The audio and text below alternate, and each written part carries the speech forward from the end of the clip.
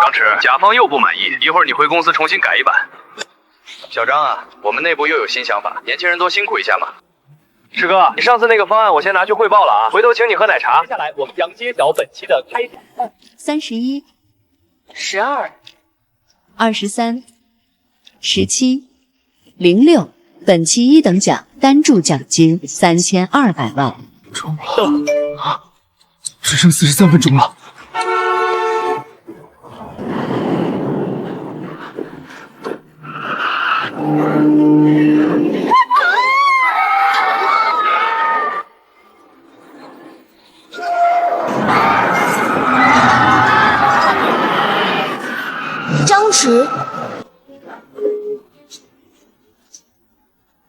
张弛，想兑奖吗？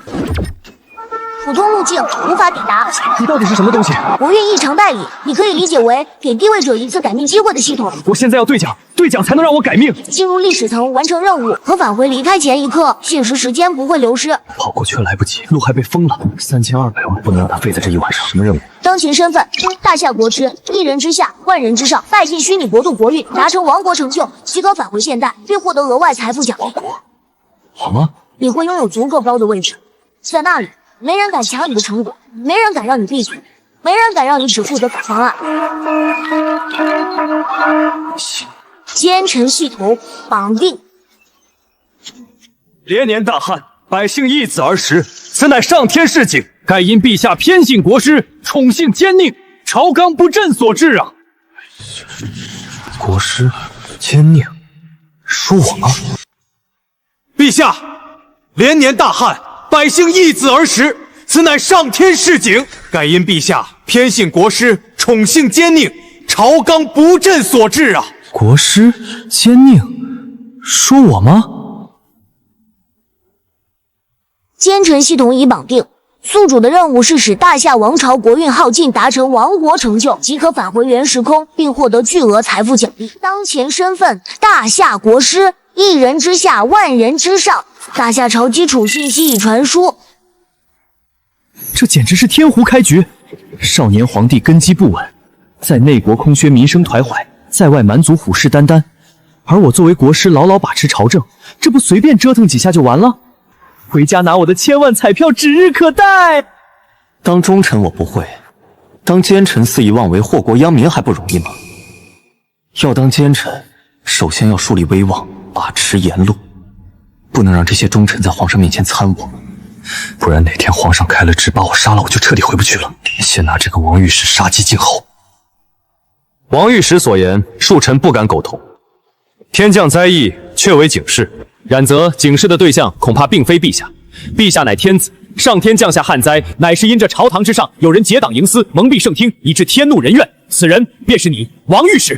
你血口喷人！陛下请看，王御史出言不逊，指责陛下，半个朝堂之人皆面露赞同，附议者众多。这不是党羽。什么是党羽？此等把持言路，胁迫君父之奸党盘踞朝堂，上天岂能不怒？这个王御史一向忠心耿耿，直言上谏，是朝中言官之首，必须先把他铲除，陷害忠良，让皇上无人可用。奸臣第一步，就拿他开刀。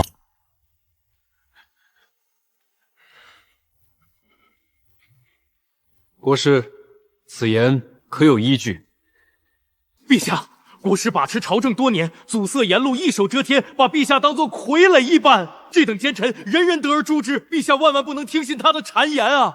陛下您看，王御史简直是司马昭之心，竟敢当众质疑微臣。臣乃是亲封的国师，奉先帝之命，从小教导陛下。王御史质疑微臣，岂不就是质疑先帝的安排？他今天可以质疑先帝，安知明天不会质疑陛下？后天岂不是就要造反了？陛下明鉴，老臣绝无忤逆之心。陛下，您万万不可听信奸臣所言。布庄朝堂，以正视听，便是平息天怒的第一步。臣请陛下将王御史即刻斩首祭天，以安上天之怒。旱灾或许可以缓解。张弛，你莫要血口喷人！陛下，老臣多年来对先帝、对陛下都是忠心耿耿，绝无逆反之心啊！那么诸位同僚呢？对此事有何看法？臣以为国师所言有理，王御史对陛下出言不吝，将天灾怪罪于陛下，有谋逆之嫌。臣附王御史确实言行失德，请陛下圣裁。请陛下尽快做出决断。奸臣一日不除，天怒一日不消，旱灾就一日不解，百姓就要多受一日的苦楚啊！臣所言，句句是为了百姓，望陛下明鉴。那便依国师所言，将王御史拖出去斩了吧。陛下，陛下开恩啊！陛下，老臣忠心耿耿，天地可鉴。奸臣张弛，你不得好死！哼！天下万民仰赖陛下的神武决断，是万民之幸。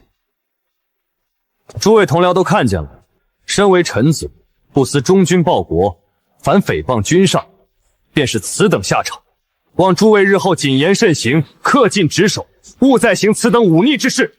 国师说的是。检测到宿主达成排除异己成就，系统国运值负50。当奸臣好像也没那么难嘛。王御史一死，那些轻言言官估计要吓破胆，皇上更孤立无着了。接下来还不是我想怎样就怎样。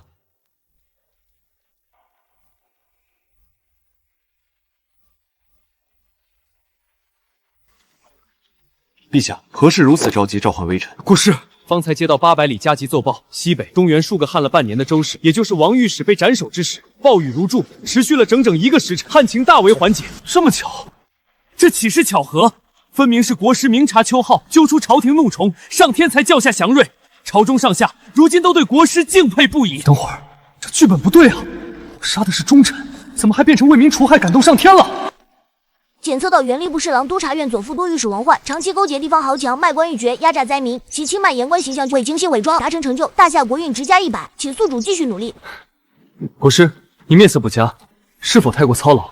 臣天降甘露，乃是神明献灵，护佑陛下，护佑苍生，是我大夏之幸啊！这个王御史，你一个贪官污吏，装什么铁骨铮铮的忠臣？还好生的不多，不行，得换个思路。对了，历朝历代，亡国之君哪个不是骄奢淫逸、折腾百姓的？让皇上沉迷物质享受，才能最快掏空国库，劳民伤财，失去民心。国师总是不按常理出牌啊！上次居然一举清除了结党营私的王御史，我们这些轻言言官苦王御史一派久矣，这下朝堂上算是广开言路了。没想到国师过往的奸佞之相都是装的，看来他伪装多年，就是为了麻痹王御史一派，一网打尽吧。果然是天佑我大夏朝，有国师带领，我大夏有救了。陛下，昨日天降甘霖，乃是陛下圣德感天，为贺此祥瑞，臣有一提议：岭南有佳果，名曰荔枝，若能使岭南将此果进贡，让陛下于京城尝到枝头最新鲜的岭南荔枝，方显我大夏天威浩大。嘿，有救个屁！大夏要完了！陛下，不可啊！岭南距京城数千里，要想让荔枝保持新鲜运到京城，得大动干戈，疏通河道，修建驿站，为一口兴师动众，劳民伤财，此乃亡国之举啊！赵尚书所言不无道理，为口腹之欲如此大动干戈，朕恐天下非议。陛下，您乃天子，富有四海，若连一枚想吃的鲜果都不得，岂非令四方蛮夷笑话我大夏国力衰微？此举实为彰显国威。自从经过了天降甘霖一事，皇上对我越发信任，朝堂上没了王御史带头，那些言官也成不了什么风议，这事必然能成。臣建议可由户部与工部协同办理此事。这当前各州百姓也只能勉强度日，恐怕没有银钱和余力完成进贡之事。李尚书所言差矣，陛下乃天下共主，真龙天子，陛下的愿望就是上天的愿望，天子的愿望无法满足，上天便会降下灾祸，百姓的生活又怎会好起来呢？好吧，便如国师所言，李尚书、赵尚书，你二人领旨，将荔枝进贡一事办讨。臣领命。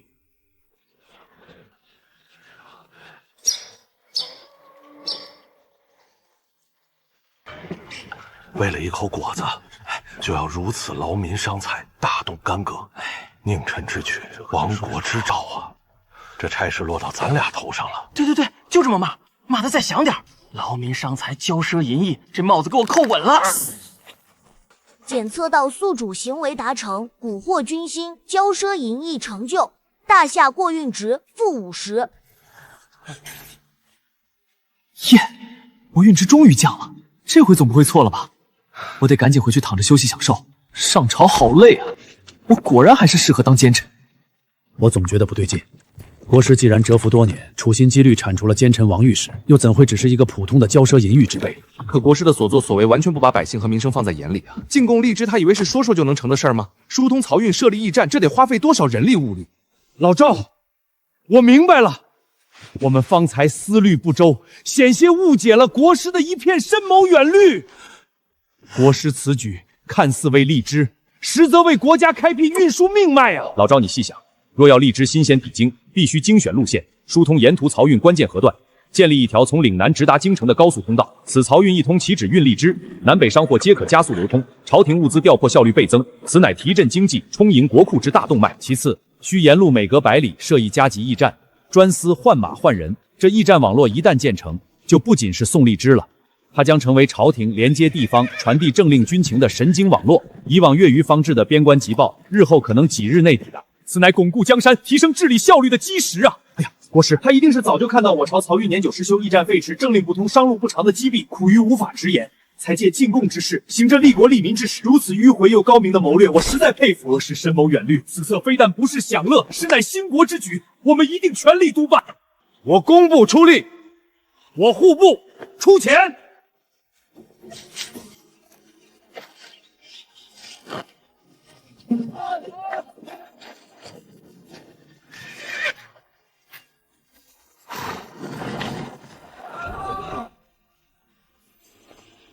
陛下，请品尝，唯有至尊天子才配享用。日后四海珍奇都该如此汇聚于陛下面前。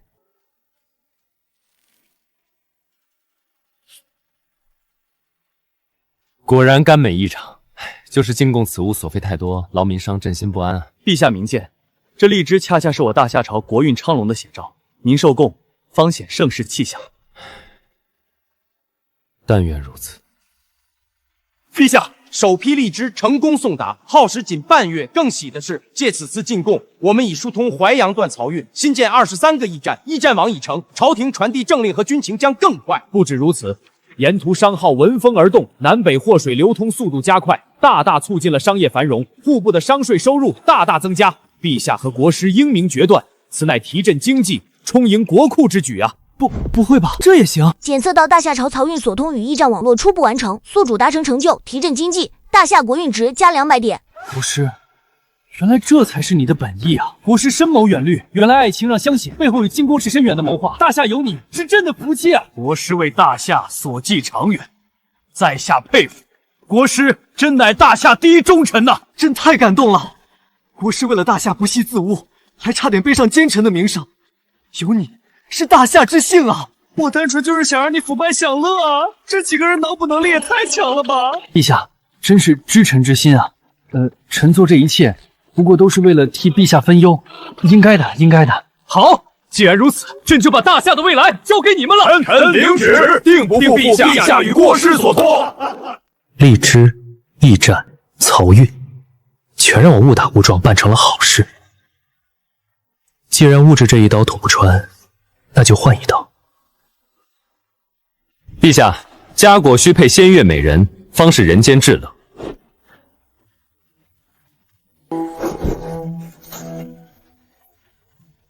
少年天子，后宫空着，身边塞个能勾魂的，温柔乡枕边风，后宫干政，不就都来了？陛下，细想来，您也到了该充实后宫的年纪，后宫空虚，于江山无益，不如下旨选秀，广纳妃嫔。选秀劳民伤财，不必了。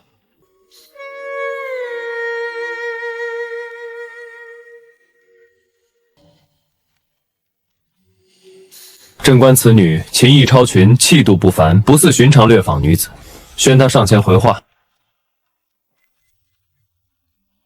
乐坊女也配御前装清高？本王赏你个物件儿，看你笑不笑？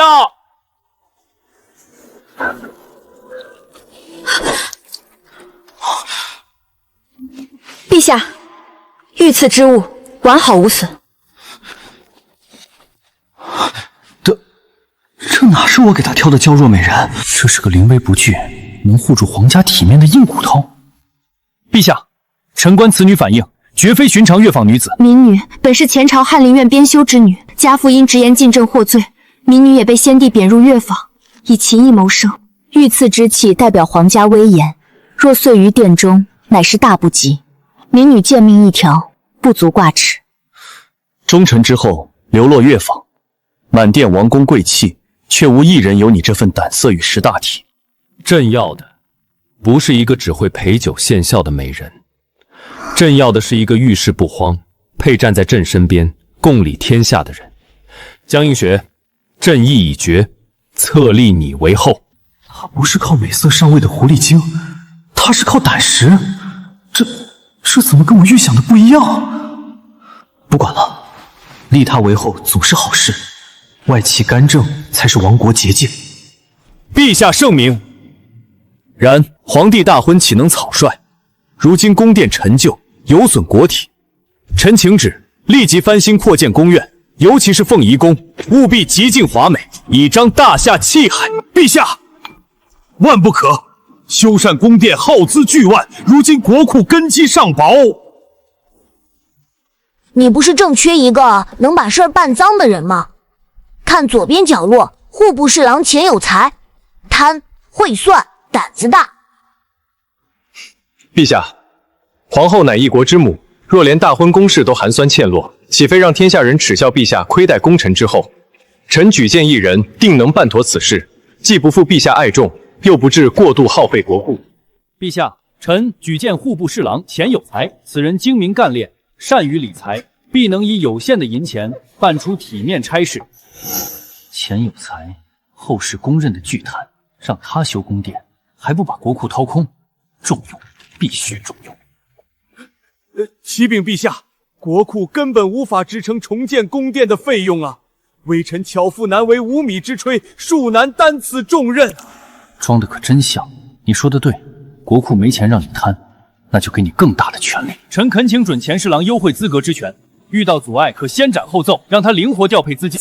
陛下，这万不可！钱侍郎莫要推辞，这可是关系到陛下大婚的要紧事。你若再推辞，莫非对陛下大婚有意见吗？这国师怎么把我架在火上烤啊？这差事怎么借啊？国师这又是唱的哪一出？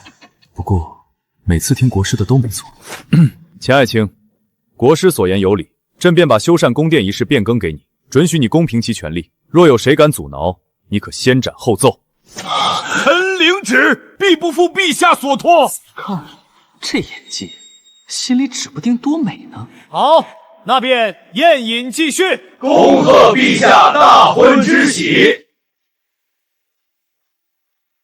哟，蛊惑皇上掏空国库，大夏国运直负100。国运值终于降了，钱有才啊，钱有才，你可千万别让我失望，该捞就捞，把大夏的家底都给我搬空。完了，国库里老鼠进去都得含着泪出来，上哪儿弄钱修宫殿啊？国师啊，国师，你这是把我往火坑里推呀！对呀，国库没钱，可那些贪官家里有啊。前任王御史一党虽除，但盘根错节，多少贪官污吏还在逍遥法外。陛下大婚，修建宫室乃是头等大事，正是一个绝好的由头。我明白了，国师这是在给我指路啊！他早就知道国库没钱，所以才给我便宜行事之权，让我去找那些贪官借钱。来人，调集账册，清查贪官，给我仔细的查，狠的抄。是。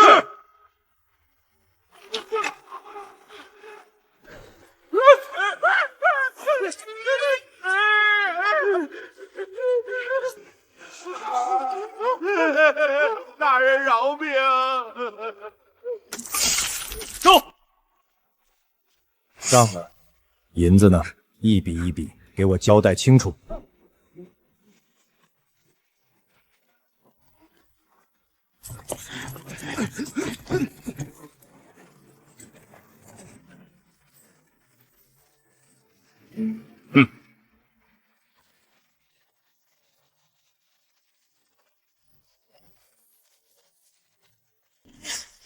国师，您就瞧好吧，这宫殿我保证修得漂亮的。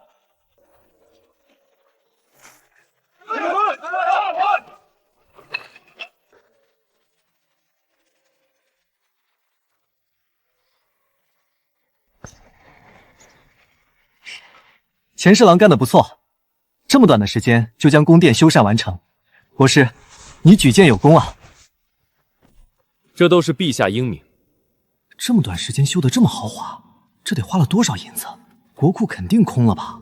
王国进度条启动。检测到前有福建萧宫殿之机彻查贪官27名，超没赃款合计白银1200余万两，已悉数冲入国库，大夏光运值加300。300？怎么是加300？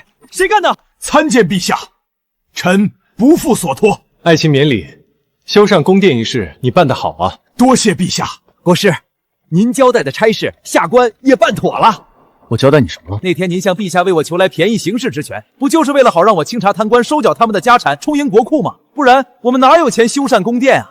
如今宫殿已备好，国库也充盈了，陛下大婚可谓双喜临门，国师运筹帷幄，下官佩服的五体投地。好啊，不愧是国师，如今我朝上下气象一新，吏治清明，多亏了爱卿啊！原来是你小子干的，说好的大贪特贪呢？田总管办得很好，哈哈哈！臣也是为陛下，为大夏朝，应该的，应该的。季头，这究竟是怎么回事啊？正在为宿主查询钱有才资料，在原来的世界线上，钱有才是个两袖清风、一身正气的清官，因得罪王御史才被污蔑为贪官，而宿主您已经将王御史处死，钱有才便查抄了王御史余党。启禀陛下，本次查抄涉嫌贪腐官员27名，追缴赃款及罚没资产，合计白银1000余万两，已悉数冲入国库。目前国库储备达到近10年最高点，天佑我大夏朝啊！好，干得好！这多亏了国师和你啊，爱卿真是我大夏的肱骨之臣呐！1000多万两都冲国库了。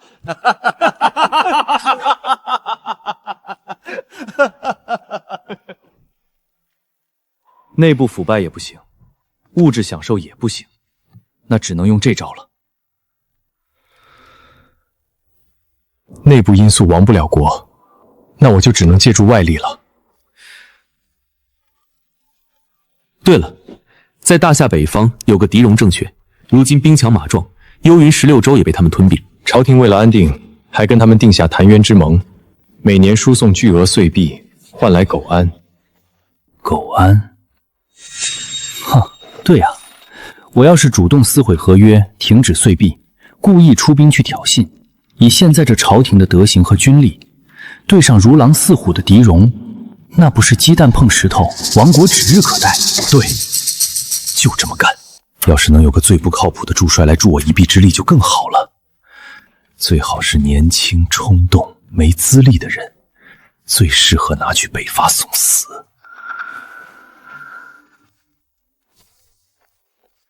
检测到宿主策略方向变更，当前目标借北狄之手削减国运。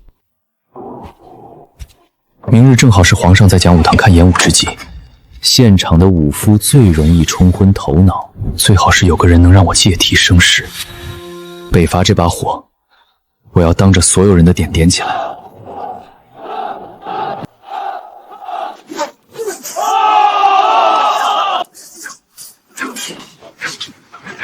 好架子，这越是越是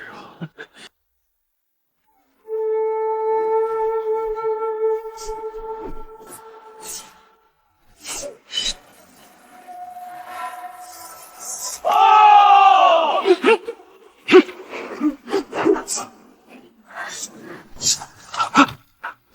这是谁？抢走的真狠！好一个爱出头的莽夫！看来我要找的人出现了。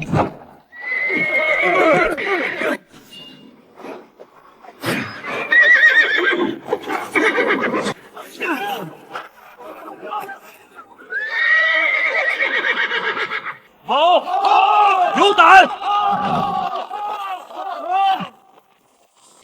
检测到现场情绪被点燃，当前环境适合推进主战议题。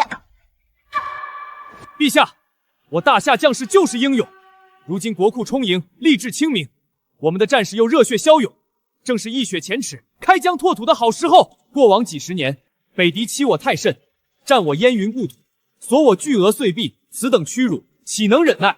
臣请陛下废止合约，停输岁币，整进备武，北伐狄饶，收复河山，雪洗国耻。陛下不可！我国承入日久，武备松弛，岁币合约实乃保境安民之策。一旦开战，生灵涂炭，我大夏恐有倾覆之危啊！国师三思啊！我大夏国力衰微已久，而戎狄兵强马壮，此时开战，这不是自取灭亡吗？是啊，国师，我们大夏应当偏安一方，休养生息，才是长久之策呀！哼，狗犬偷安，何时是头？岁费如无底洞，徒耗国力。国师所言方是强国之道。你们就吵吧，反对越激烈，说明我的决定越是正确。诸位稍安勿躁，本国师决定出兵，自然有我的道理。戎狄虽强，然而他们身为蛮夷部族，空有力气而没有谋略，不过是一时之勇。我们只要出其不意，攻其不备，就能占尽先机，定可以一举成功。这国师怎么回事？相安无事过了这么多年，怎么突然要派兵打仗？难道他察觉到了什么？不可啊，国师！您这样做是把大夏往死路上逼呀！大夏千万将士的性命岂是儿戏？放肆！敢质疑本国师危言耸听，你是何居心？国师怎么突然针对我？完了，难道他发现了我一直在给戎狄传送消息？陛下，讲武堂演武在前，将士血未冷，百官俱在侧。徐构却当众危言耸听，妄言亡国，动摇军心，打压助战之志。若不严惩，何以正视听？何以安军心？徐构，讲武堂御前失仪，妄言乱众，拖下去，停棒40。冤枉啊！陛下，很冤枉啊！系统，你说我会不会无意中伤了一个忠臣？宿主不必担心，在任务完成后，期间所有因为您而受到伤害的忠臣都会复活的。既然如此，我还能稍微好受一些。我的任务注定要毁掉大夏，不得不拿他这样的忠臣当牺牲品了。眼下我要先干正事儿。江野的身份已确认，是皇后江应贤之弟。皇后入宫后被调入羽林卫，无统兵经历，无兵术跟。原来还是皇后弟弟，外戚掌兵，年轻莽撞，还什么都不懂。太好了，就是他了。既然无人反对，那么陛下意下如何？国师思虑周全，朕自然准奏。只是开战须得有大将带兵，我朝中但无良将可用，唯一能担当大任的镇国大将军苏任还在边陲驻守，不可轻动。这该如何是好？微臣早有准备。陛下，此事关乎国运，非大勇大忠者，不可为统帅。臣观面前这位骁勇之士，皇后之弟羽林卫江野。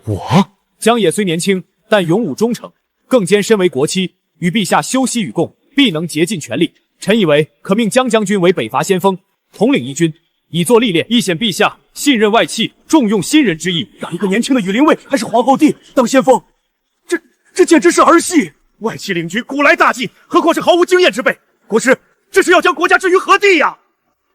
国师，江野他太年轻，且从来没有领兵打仗和学习兵法的经验，恐怕不能担当大任。这就对了，我就是看上他没有经验，不然我怎么打败仗啊？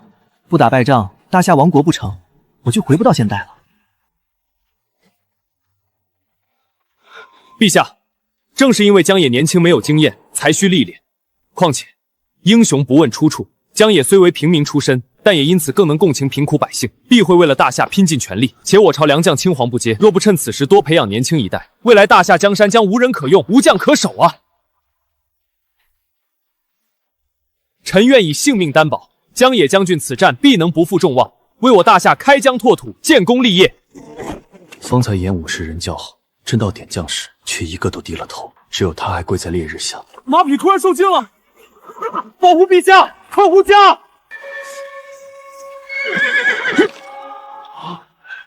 陛下，国师说的对，微臣虽然出身寒微，但有一颗报国之心，请陛下允准我带兵出征，为大夏收复失地。看来我这番话说得好，把江野都忽悠住了。那么便依国师所言，江野，朕任命你为征北大将军，领兵10万，出兵北伐，为我大夏征讨戎狄，收复失地。臣定不辱使命。工部赵尚书、户部李尚书、户部侍郎钱有才，你们3人共同商议筹备北伐后勤事宜。臣领命。检测到宿主成功蛊惑君主，任人为卿，大夏国运值负100。哼，成了。外戚无能，撕毁合约，主动挑衅，所有亡国要素齐活了。系统，快扣国运，狠的扣！我等着亡国的好消息。国师近来行为十分反常，今天居然提议北伐对抗戎狄，还拿我开刀。我得赶快和那些戎狄崽子互通消息，万一被发现我一直给戎狄通风报信，我就死定了。你说什么？你们大夏要出兵北伐攻打我们？疯了吧！千真万确，那个国师提议的，我一反对，就把我打成这个样子。此事非同小可，以大夏的兵力和国力，此时撕毁条约与我们开战，不异于以卵击石。莫非是大夏往我们戎狄派了奸细，知道我们正在筹备进攻大夏的计划，于是想提前行动，先下手为强，打我们个措手不及？这我哪知道啊！这个国师行事一向乖僻，异于常人。此次他还举荐从未带兵打过仗的皇后胞弟作为征北大将军呢，其中必定有诈。有啥诈呀？那皇后和他胞弟江野都是贱民出身，别说带兵打仗了，连兵书都没读过，去了不就是送死吗？你们偷着乐吧！你傻呀？你想，什么情况下你们国师才会举荐一个毫无经验的人带兵送战？国师他傻呗，要么就是他和江野关系好，任人唯亲。打仗非同小可，以你们大夏如今的实力，和我们戎狄出战，那可是分钟要亡国的。你们国师怎么可能拿自己的性命开玩笑？所以这一定是障眼法。障眼法？大夏在戎狄必定有间谍，否则怎么会提前知道我们要进攻的计划，然后先下手为强呢？可恶，到底哪里出了问题？知道作战计划的只有我们戎狄的少数几人，莫非大夏已经渗透到如此地步了？你想多了吧？说不定只是国师昏庸无能而已。这就是我说的障眼法。他必定已经发现了你和我们的联络，所以故意露出破绽，派毫无经验的人领兵，让你透露给我们，好让我们放松警惕。那我怎么办啊？事到如今，你要想保住性命，就赶紧辞官跑路吧。我要赶紧传信回戎狄，清除军队里的大夏奸细。亡国计划终于走上正轨了，过不了多久，我就可以回到现代，拿着大笔奖励过逍遥自在的生活了。检测到宿主达成就，威慑戎狄，让敌方自乱阵脚，大夏国运值加50。什么？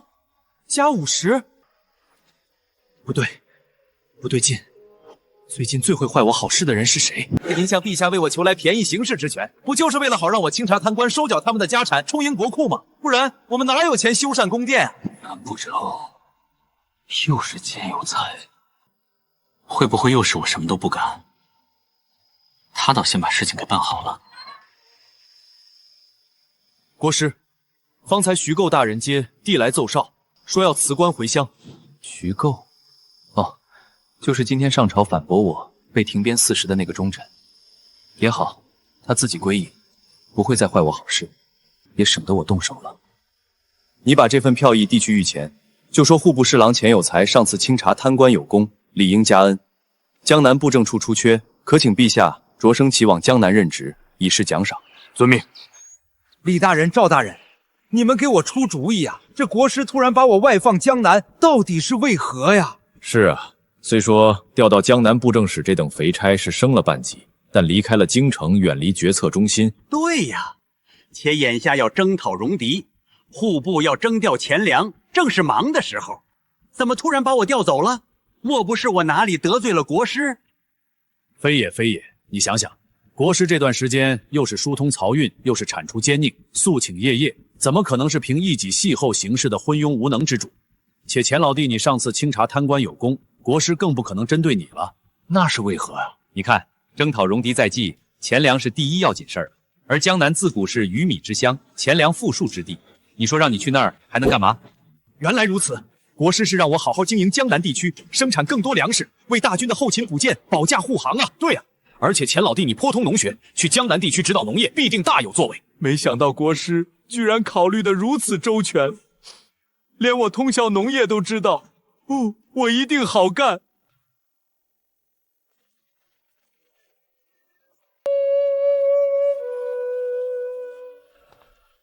太好了，我终于有机会可以大展拳脚了。来人，在，将军有何吩咐？去把我的兵书、地图、旧枪旧剑全搬出来。阿野，这不是做梦，机会到了你手里，你就一定要抓住。别人看你年轻，看你出身低，可你若真能打出名堂，他们就再也不敢轻看你。没想到国师早就在注意我，知道我从小爱好兵法，只可惜我和姐出身寒微，从小没机会得人教导学习，更没有机会领兵练习。如今机会到了，我绝不能放过。阵法、粮道、齐步配合。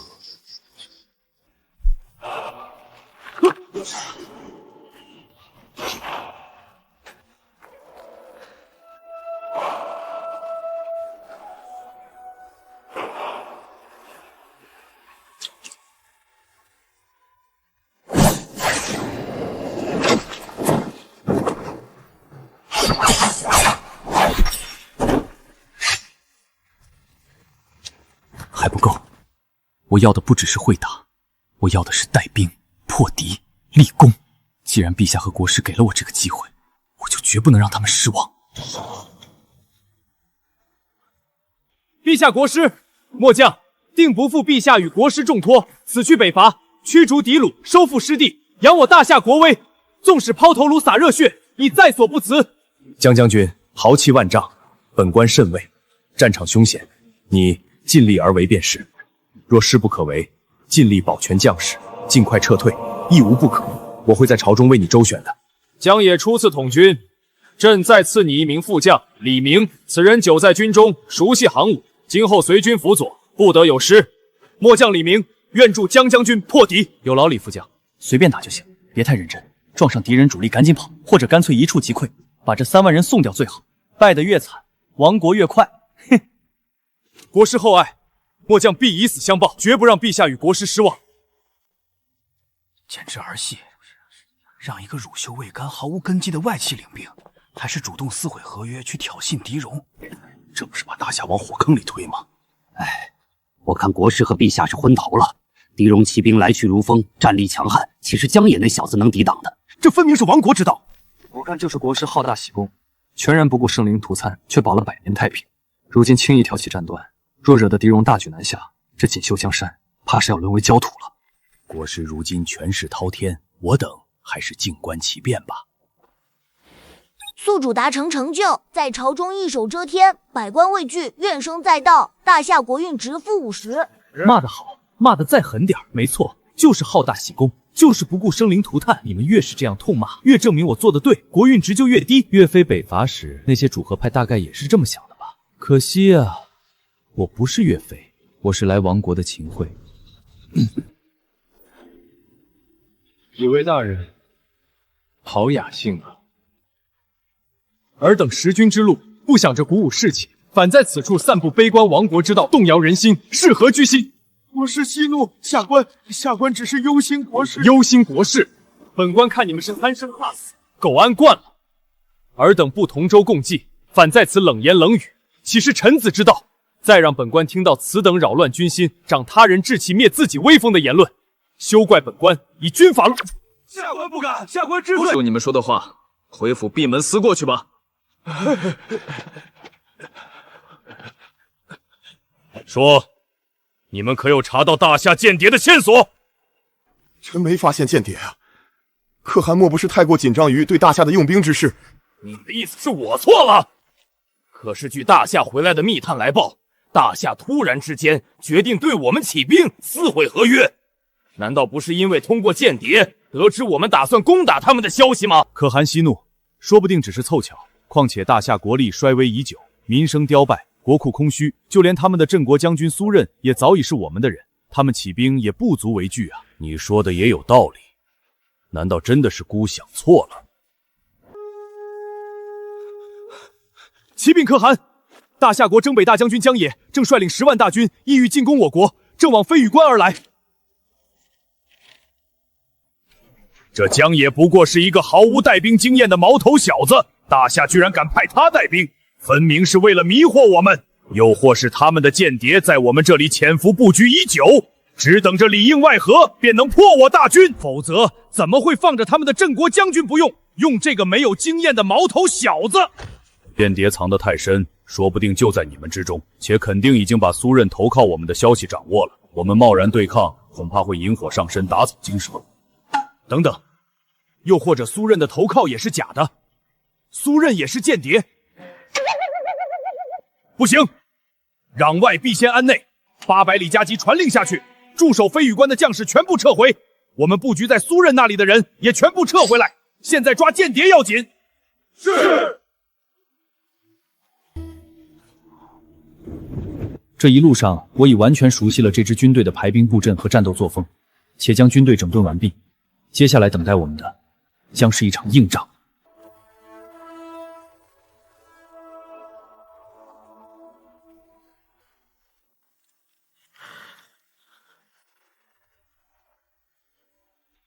兄弟们，抬头看这座关，它背后就是中原的万家灯火，前面是虎马嘶鸣的荒原。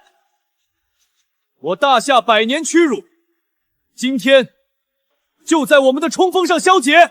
大夏的山河一寸也不让！握紧你们的武器，打赢这场仗，你们有没有信心？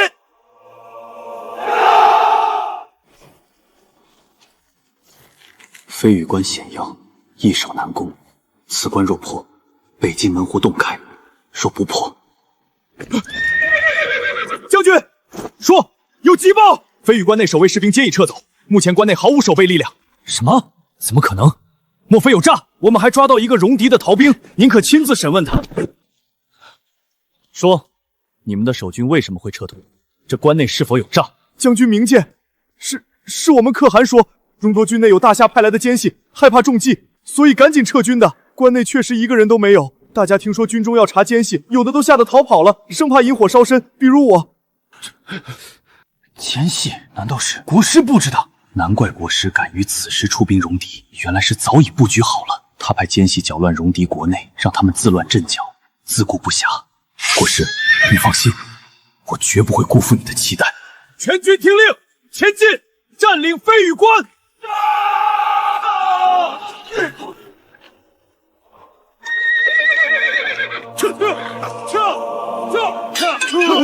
想，我们想，别杀我们！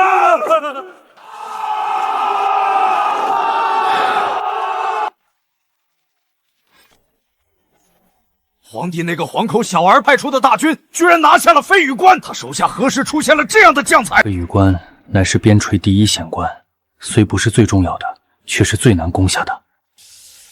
事情不妙，皇帝趁我不在，竟然培养出了这样的人才，我却一无所知，说明他有心防备。难不成他知道了我的企图？2年前皇帝登基，我不服这个黄口小儿执掌通权，便与戎狄暗中联系，待他们起兵进攻大夏，我便顺水推舟，放他们攻入边境。戎狄拿走他们想要的城池，我就以护驾为名带兵进入皇城，拿走我想要的皇位。可如今戎狄还未起兵，大夏便先一步进攻，还任用了连我都不知道的将才，莫非……大军开拔已经半月，怎么不见奏报传来？叮咚，宿主达成就，军事胜利+1，大夏国运值+50。什么？这什么时候的事啊？谁干的？不对，若是江野打了胜仗，必然会尽快传信过来，而我却没有收到奏报，说明不是江野干的。大夏能用的将军就只剩下镇国将军苏任，他不是镇守边陲吗？会不会是他干了什么？真是不让我省心。不行，不能让苏任继续镇守边境了。边境山高路远，我难以时刻顾及。苏任身经百战，见多识广，万一多打几场胜仗，我这段时间的国运只又白干了。来人！国师有何吩咐？你马上拟一道奏折呈报皇上，就说镇国将军苏任年事已高，加之身上旧伤太多，请他回京述职休养，边境的镇守任务将由新将领接替。秦风这个小皇儿到底知道了什么？还有那个狡诈的国师，他们到底想干什么？禀报将军，京城800里加急传来旨意，说是体恤您年事已高，伤病缠身，让您立刻动身回京述职休养。你说什么？千真万确，您请看。皇帝这是什么意思？与戎狄开战在即的时候召我回京，他到底要干什么？快去把谋士给我叫来。是。将军，这恐怕大事不妙啊！你给我分析，这皇帝要干些什么？您在这大夏边境镇守10数年，皇帝登基还不足2年，这边军将士几乎是只知将军而不知皇帝。而此刻大夏与戎狄将要开战，皇帝不让您继续镇守边境，反而找你回京，恐怕是已经开始怀疑你。既然如此，你说有没有可能，我们现在就起兵，大开国门迎戎狄入境，然后去京城夺位？将军三思啊！既然皇帝在这个最关键的节骨眼上找您回京，您猜难道他还害怕您起兵吗？恐怕他早有万全之策呀！皇帝一个黄口小儿，根基未稳，怎么可能有这样的能耐？皇帝也许没有这等谋略，他身边的那位国师未必没有。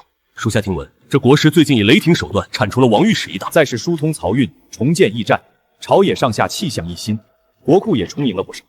此人绝非等闲之辈，而皇帝重用这样的人，说明皇帝并非昏庸无知。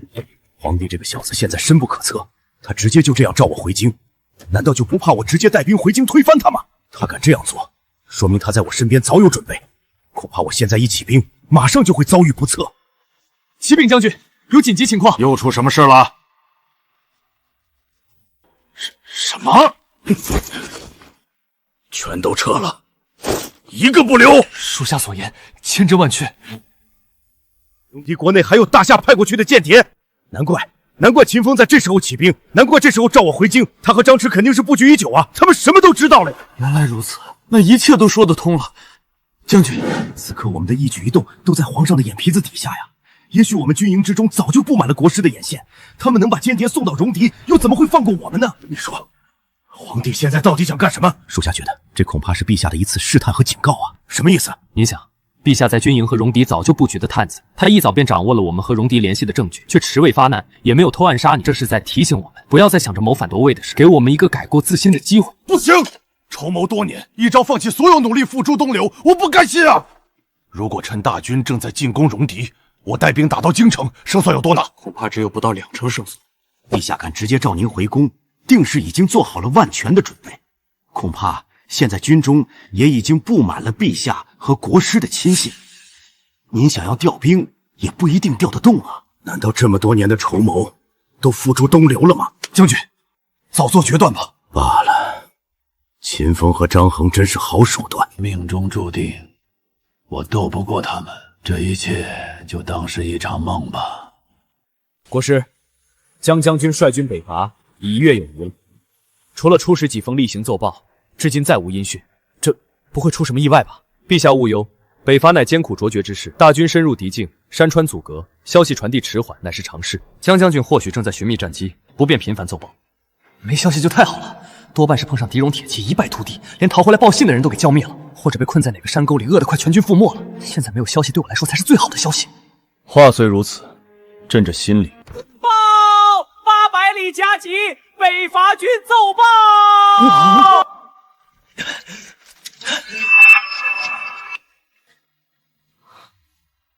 北伐前线有消息了，太好了，终于有消息了，这是最重要的一环。大夏将如大厦倾颓，无法翻身，马上亡国，我很快就能回家了。快上奏，属下恭贺陛下！陛下，国师捷报啊！征北大将军江野于半月前不费一兵一卒取得飞羽关，随后据守险要之地。10日前7日奇袭敌沿云州守军，大破之，收复云州。5日前，将军率部昼夜兼程，与狄戎援军战于白水河畔，斩首2000，住在此回首榜下，把朔州、应州收入囊中。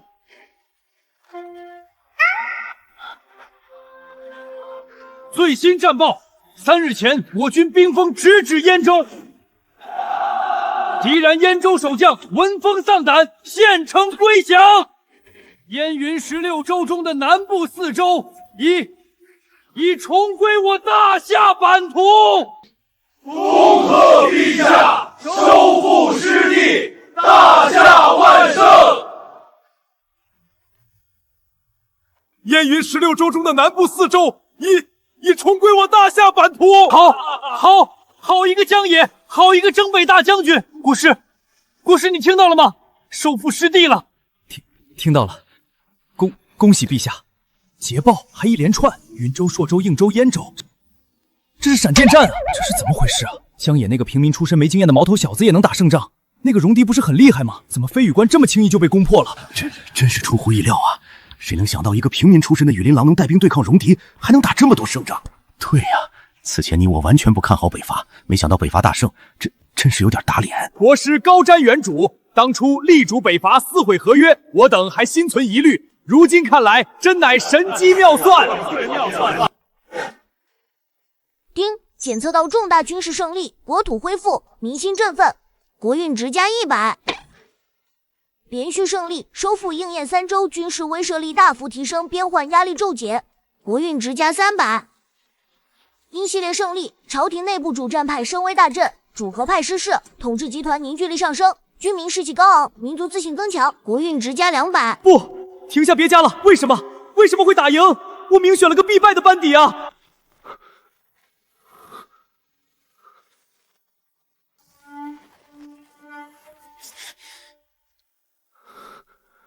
江野一个贱民出身的毛头小子，他凭什么能打赢？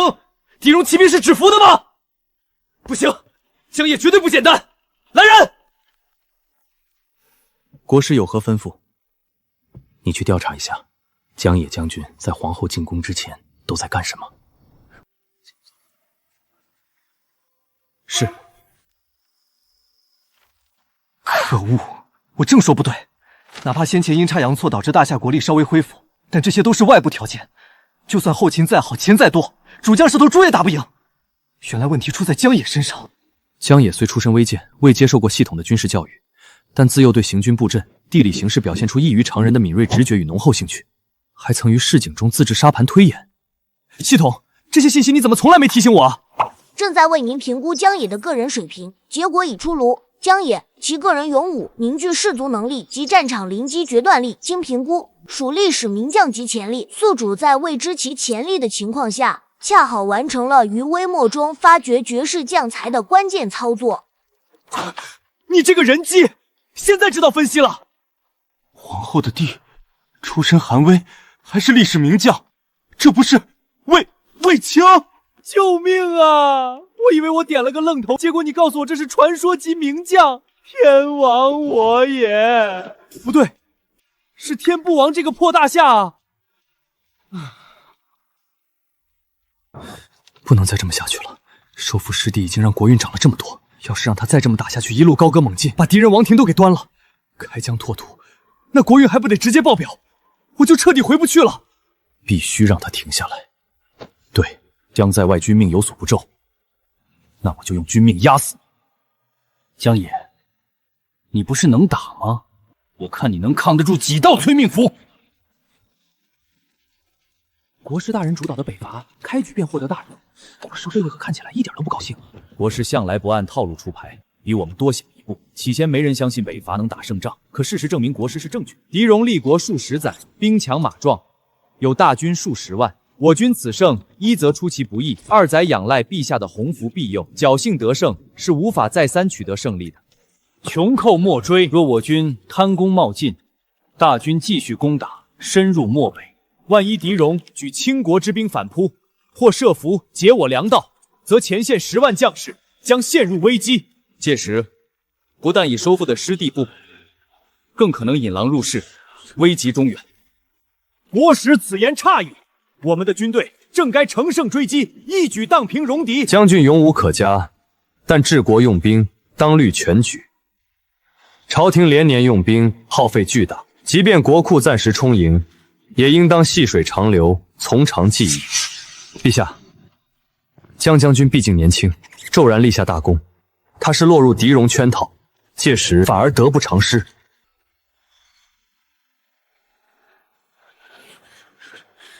国师的意思是，陛下，臣以为当见好就收，可传旨江将军，命其稳固防线，勿再轻进。若戎狄求和，我朝亦可酌情应允，以战促和，方为上策。又保国家之安，两全其美。国师深谋远虑，有道理啊！国师说的对，应当以稳为主啊！够了，尔等只知喊打喊杀，可曾真为国家长远计，为陛下安危计，为前线将士性命计？莫非非要等到兵败如山倒，社稷倾危之时，才知后悔吗？本官心意已决，请陛下圣裁。检测到宿主成功压制住战派，误导君主错失战机，大夏国运值减150。陛下，臣请速发金牌令箭，传旨江将军，命其务必速作决断，稳固防线，不得轻举妄动。国师所虑不无道理，便依国师速发金牌令箭，传旨江将军，命其稳固防线，择机班师。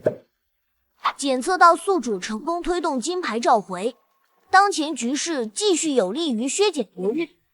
将军，这已是第12道金牌了。朝廷、陛下和国师如此急切让您速作决断，稳固防线，这是何意？我军如今士气正盛，但后方旨意如此急迫，是否暂且退兵啊？12道金牌如此急迫地让我速作决断，国师深谋远虑，向来我稳固防线，却反复强调速作决断。北伐之事，还需从长计议，无需在意。朝廷就托付给将军了。我明白了，国师这是在用金牌激我，朝中必有主和派掣肘。国师不便明言，只能用这12道金牌逼我速战速决。我明白了，国师这不是要我退兵，是要我快点取得胜利。将军何出此言？你看，国师连发12道金牌，自强调速作决断，何曾有一句退兵？朝中主和派势大，国师只能用此法激我。若我此时退兵，国师在朝中的处境必然艰难，我大夏百年国耻更无血洗之日。诸位，朝廷连发金牌，恰说明朝中有奸佞作祟。我等在前线浴血奋战，收复故土，岂能因几道来历不明的金牌便半途而废，辜负陛下与国师的信任，寒了天下百姓之心？将军说的对，我们不听奸臣的。兄弟们，有人不想让我们打赢，不想让我们回家，我们偏要赢，不仅要赢，还要赢得更漂亮。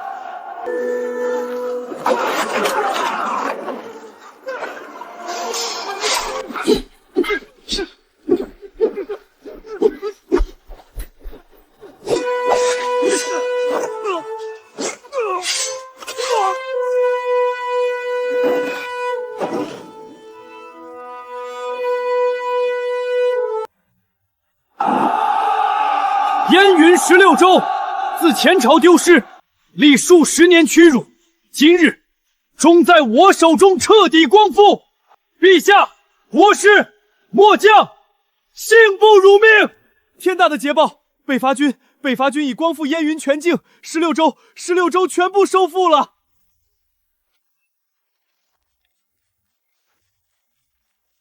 丁，宿主达成里程碑事件，光复燕云16州。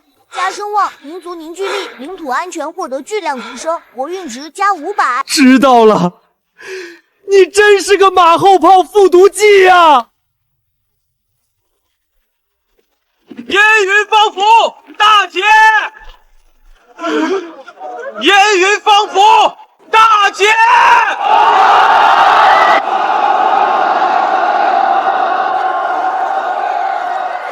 我大夏居然收复了燕云16州！国师，你有举荐主帅之功，运筹帷幄之劳，你的功劳旷古烁今啊！这不知该如何赏你。国师，老臣方才彻悟，您这是以退为进，行激将之法呀！您深知江将军年轻气盛，忠勇无双，更知朝中必有宵小撤走，您假意催促，实则以金牌为诱饵，让那些潜藏的反对之声暴露无遗。此等洞悉人心、驾驭将才的谋略，鬼神莫测，老臣拜服。微臣愚钝，竟未能领会国师深意。国师此计策，既考验了江将军的定力与忠诚，又激发了三军破釜沉舟的斗志，妙，太妙了！微臣心服口服。原来如此，朕就说，国师一向高瞻远瞩，力主北伐，怎会突然畏首畏肘？这12道金牌，竟是国师与江将军演给天下人看的一出双簧。国师，你为朕，为这江山，真是呕心沥血，用心良苦。传朕旨意，燕云光复，普天同庆，首功当属国师。陛下与国师运筹帷幄，算什么以退为进啊！我是真的想让他回来啊！你们这群脑补怪，阅读理解满分是吧？完了，这下是真完了！可恶啊！我不会永远不能回去了吧？不行，我得赶紧先让江野那小子回来。收复燕云，以倾尽当下国力。陛下和国师信中所言在理，若是贪功冒进，一旦遭反扑，前功尽弃不说，更可能祸及中原。兄弟们，我们做到了，我们用自己的刀枪把燕云16州一寸夺回来了。但是仗不能无止无的打下去，我们的后方，我们的父母妻儿，我们的朝廷，为了支撑这一仗，已经付出了太多。国师有信来，陛下在京城等着我们，是时候带着我们的荣耀回家去了。传我将令，3日之内妥善交接防务，收拾行装，我们凯旋！凯旋！凯旋！凯旋！江将军收复燕云，功高盖世，振兴甚慰。擢升江野为镇北侯，将金万两，帛千匹，赐丹书铁券，世袭往诣。其余将士各有封赏。北伐之功，全仰赖陛下的赏识和国师的谋划。臣此身所有，皆为陛下所赐。此后但凭陛下吩咐，臣万死不辞。燕云收复已成定局，无法改变，但我绝不会轻易放弃。一个大国的灭亡，往是从内部开始的，我的亡国大计才刚开始。陛下，诸公，北伐大胜，我们自然应该好庆祝。然而，以江将军的能力，我们本可以一路向北进攻，哪怕拿下戎狄全境也不是不可能。然而我朝国力难以维续持久的战争，江野将军不得已班师回城，因此，臣提议。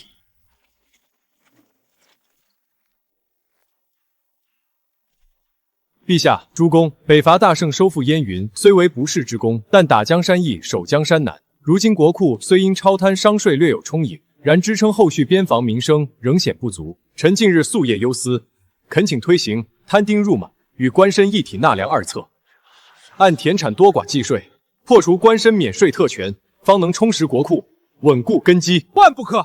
摊丁入粮废人头税而行田税，官绅一体纳粮，更是动摇千年纲常，是为四民之首。若与庶民同等缴税，天下士子必心寒离散，朝堂根基危呀！老大人所言极是。自古官绅有功名者免税，乃朝廷激励世人之策。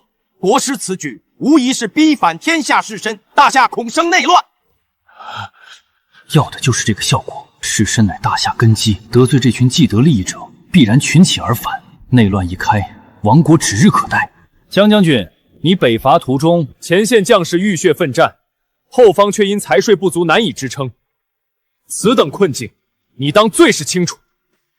回陛下国师，末将所言非虚，数次追击溃敌，皆因粮草断绝，无功而返。新政若能充盈国库，保障军需，实乃大夏千秋之幸。末将愿以军功担保，恳请陛下准奏。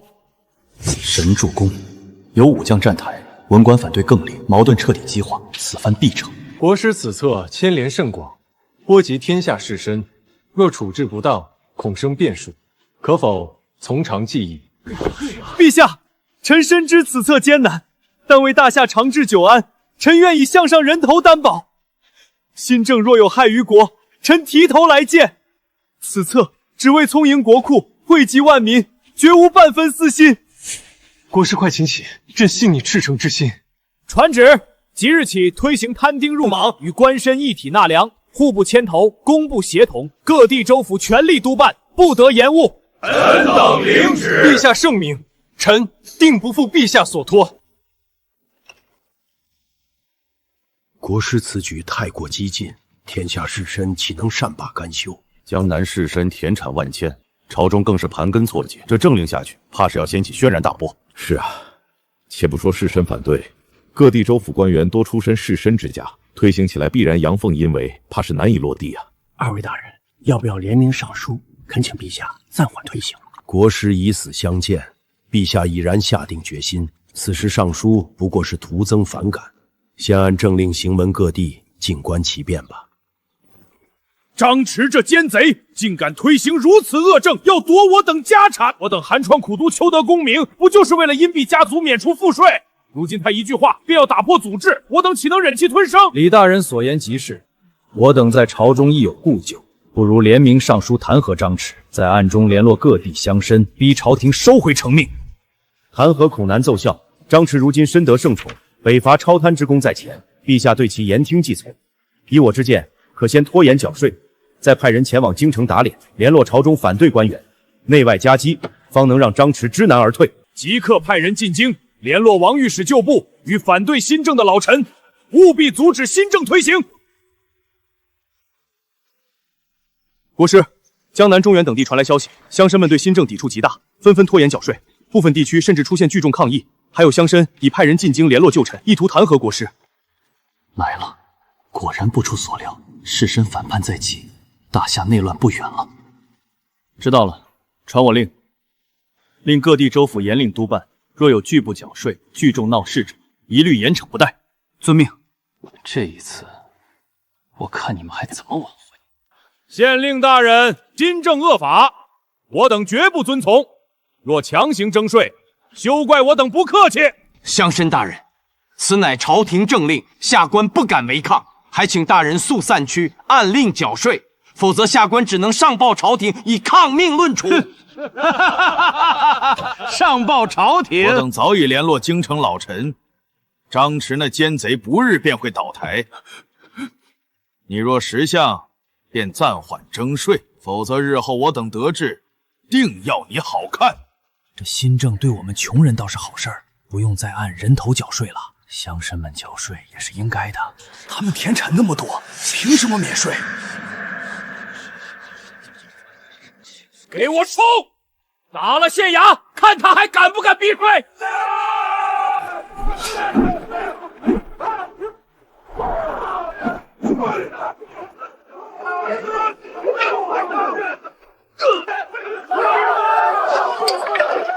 住手！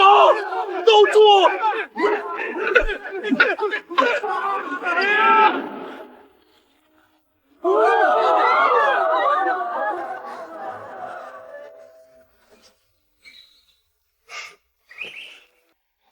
国师，江南某县乡绅聚众抗税，与衙役发生冲突，砸毁县衙，还打伤了多名衙役。Yes， 大胆，竟敢聚众抗命，毁坏官署！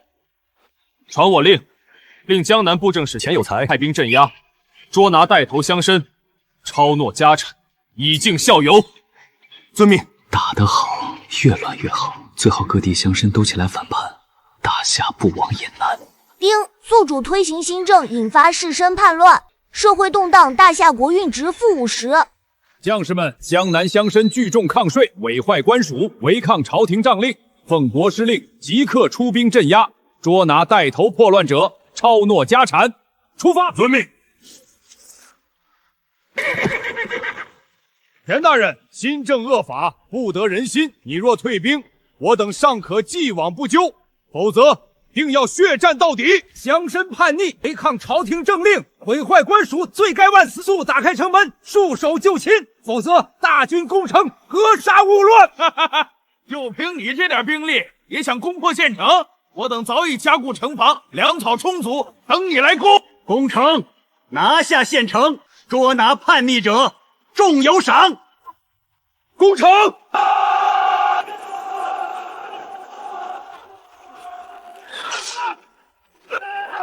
谁退半步，军法处置。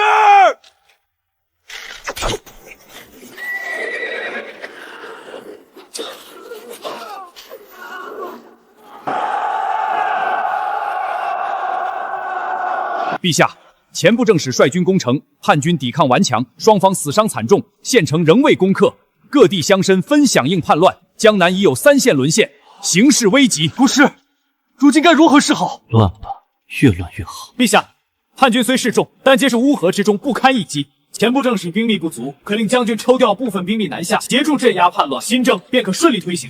国师，江将军大军驻守北疆，防费戎狄，若抽调兵力南下，北疆空虚，戎狄恐会乘机南下，到时腹背受敌，后果不堪设想。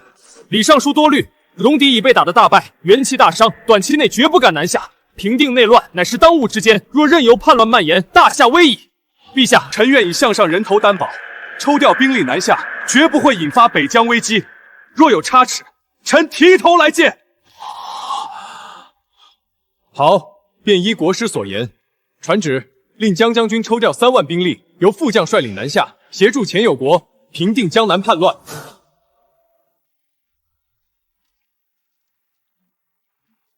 陛下令我抽调3万兵力南下平叛，北疆防备恐会空虚。你率3万兵力即刻出发，速去速回，务必尽快平定叛乱，驰援北疆。末将遵命，定不负将军所托。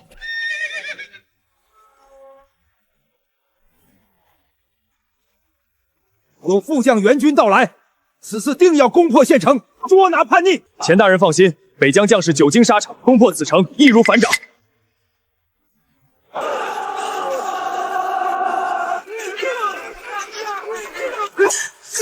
上，别停！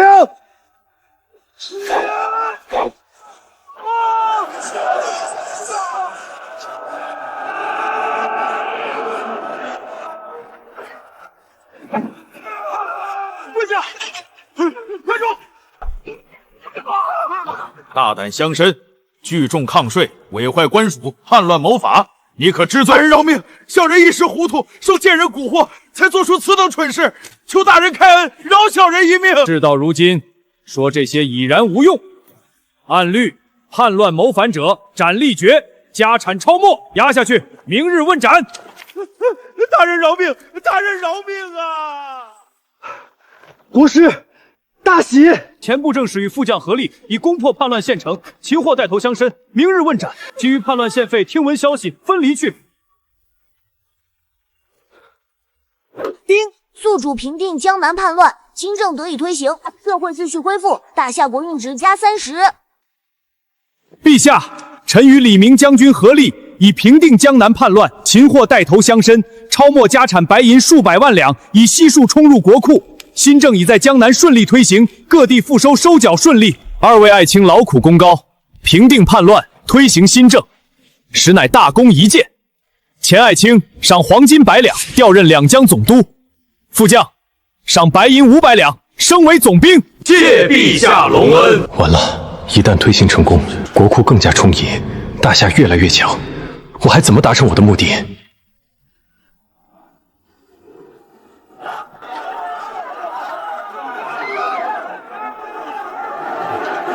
各位乡亲，朝廷赈灾粮款尚未抵达，大家再坚持，再这样下去，我们都要饿死了。算了，看来老天就是故意为难我，不让我回去。亡国不成，不如今日有酒今朝醉，让我来看古代青楼到底什么样。哎呦，这位爷，里面请。国师。北方遭遇100年大雪灾，数十万灾民流离失所，饿殍遍野，部分地区已出现抢粮事件，请求朝廷紧急赈灾。天助我也！大灾之年正是亡国之际，赈灾不当，必生民变，大夏必亡。先记着，等我离开之前再来。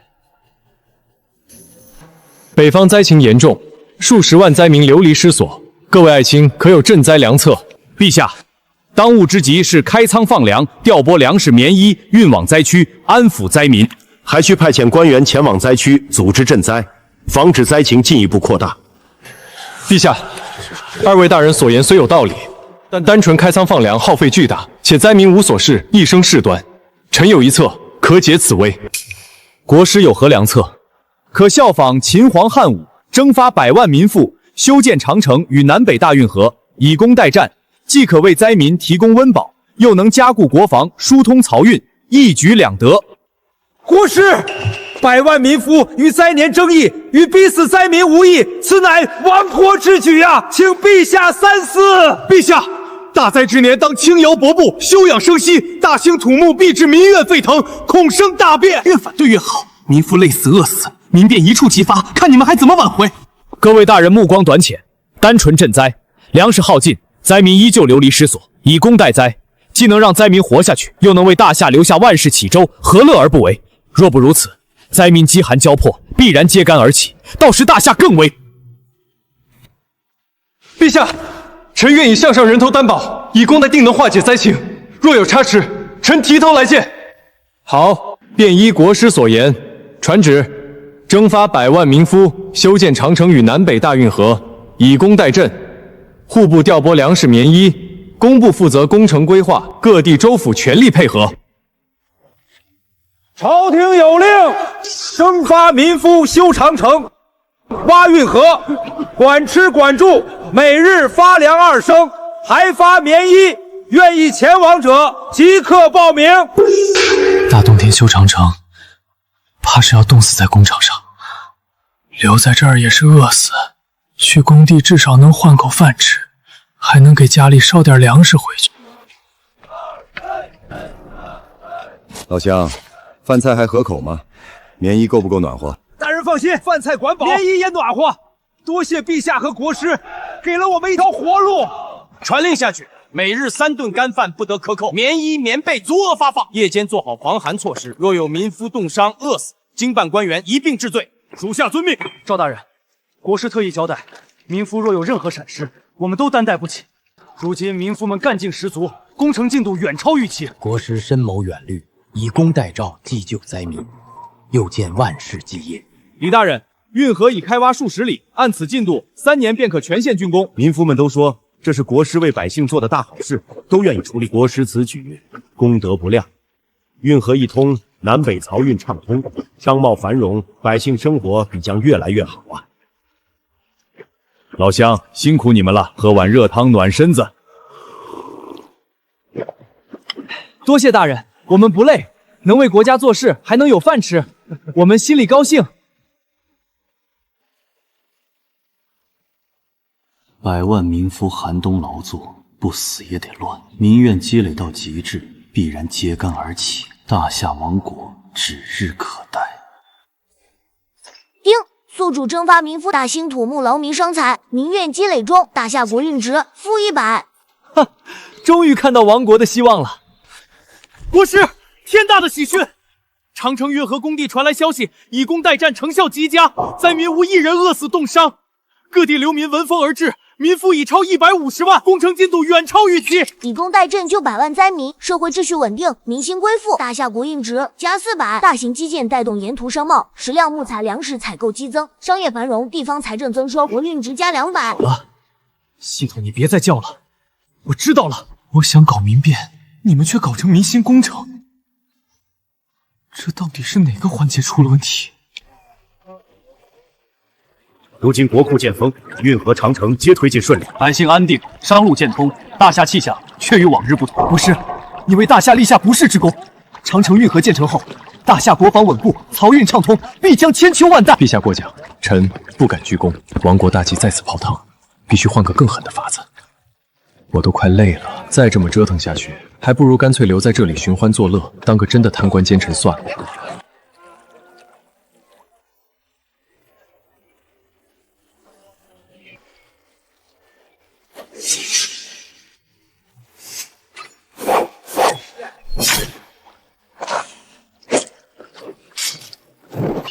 这长相是吴境部族的人。吴境诸部向来忌惮我大夏士绅，商路、边境之事也多有绝语，如今竟敢遣人行刺圣驾。吴境好啊，戎狄刚平，吴境自己就把刀递上来了，借行刺生事，借边患起兵，把大夏再拖进一场大战，这机会可不能放过。陛下，如今大夏国力强盛，民心归附，正是开疆拓土、成就千古霸业之时。吴境诸部素来首鼠两断，既为我大夏兵锋，又觊觎边地商道，如今更敢遣刺客犯我圣驾，若不彻底震慑，日后必成隐患。臣请陛下令江将军率部西进，收复乌境，打通商路，扬我大夏国威。国师，连年征战，士兵疲惫，百姓亦需休养生息。臣请陛下令江将军率部西进，收复乌境。赵大人所言差矣，正因乌境诸部对我大夏寄据极疑，才更该趁此时一鼓而下。今日他们敢派刺客，明日便敢断我商路，连龙鱼寇。江将军身经百战，定能马到成功。陛下，收复乌境不仅能绝边患、扬国威，还能打通与西方诸国的商路，增加国库收入，成就千古一帝的伟业。好，便依国师所言，传旨令江将军率10万大军西进，收复乌境。陛下遭乌境刺客袭击，令我率10万大军西进，收复乌境。各位将领，此次西进路途遥远，任务艰巨，大家务必全力以赴。将军放心，我等跟随将军多年，久经沙场，是定能不负陛下与国师重托，收复乌境。好，3日之后，大军开拔，目标乌境。扬我大夏国威！扬我大夏国威！扬我大夏国威！扬我大夏国威！江野，你就尽情西进吧，路途遥远，粮草不济，吴境各部族凶悍，你必败无疑。大军覆灭，大夏国力大损，亡国指日可待。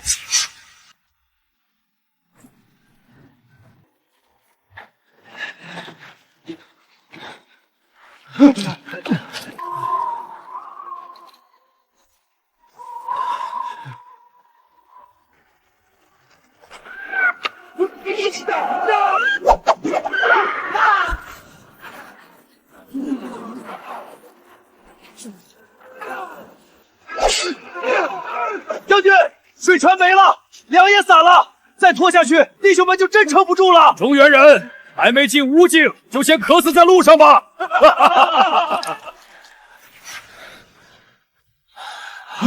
都给我稳住！谁说我们只靠这几车水粮活命？出征之前，陛下早已下旨，西征不是孤军冒进，沿线州府军役、商道屯粮点全部调动，后面还有押运队、驿站队、商队护运，一路跟着。朝廷如今有钱有粮，走到今天，不是靠赌命，是靠国力。都给我回头看！将军，真有后援！弟兄们，看见没有？陛下没忘了我们，朝廷也没忘了我们。今日吴境来抢，不是我们死到临头，是他们自己送上门来了。先吃，先喝，然后跟我一路打过去。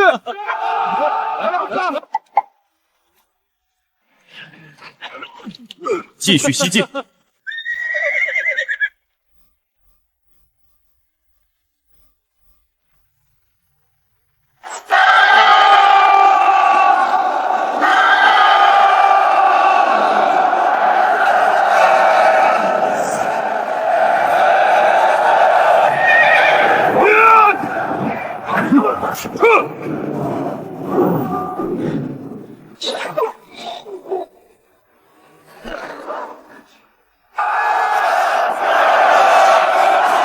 全军听令，压上！随我来！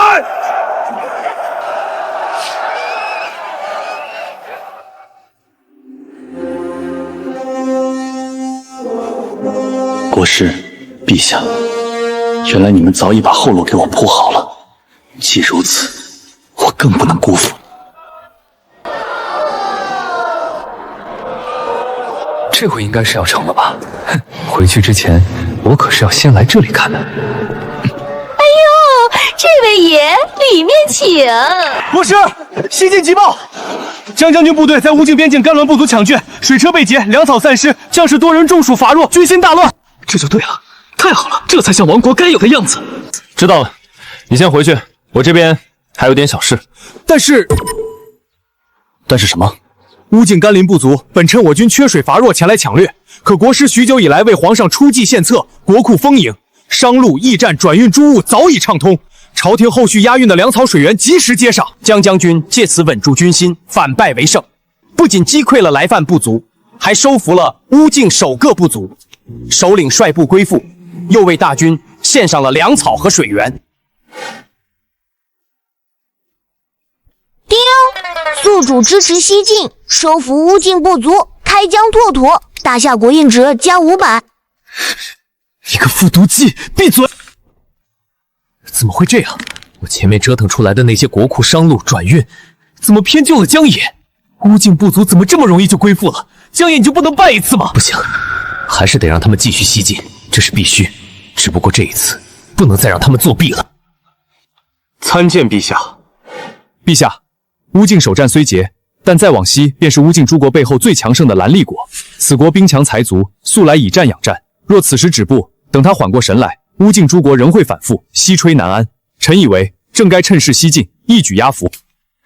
陛下，连年征战本就不是我朝久持之策，何况面对兰利国这等强敌，更需物资持续稳固。若一味深进，只怕前线未必撑得住。正因如此，臣才以为，更不能再照从前那样大开国库，一路输粮输银去打。若还靠朝廷重兵后饷硬推，乌境诸国只会觉得我大夏仗的不是军威，而是钱辽。臣之意是准前线继续西进，但不再加拨重兵后饷。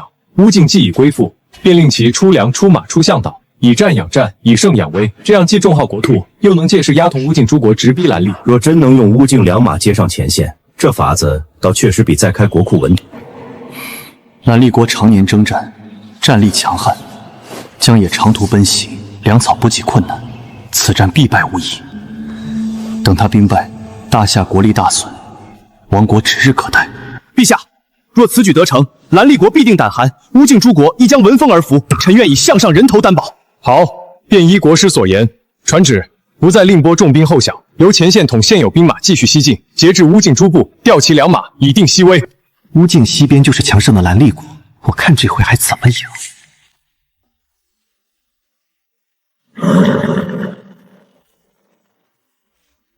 大夏蛮夷，竟敢犯我疆土，速退兵，否则格杀勿论！我大夏天兵到此，尔等速归降，否则踏平边境，鸡犬不留！哈哈哈哈！狂妄，有本事便来！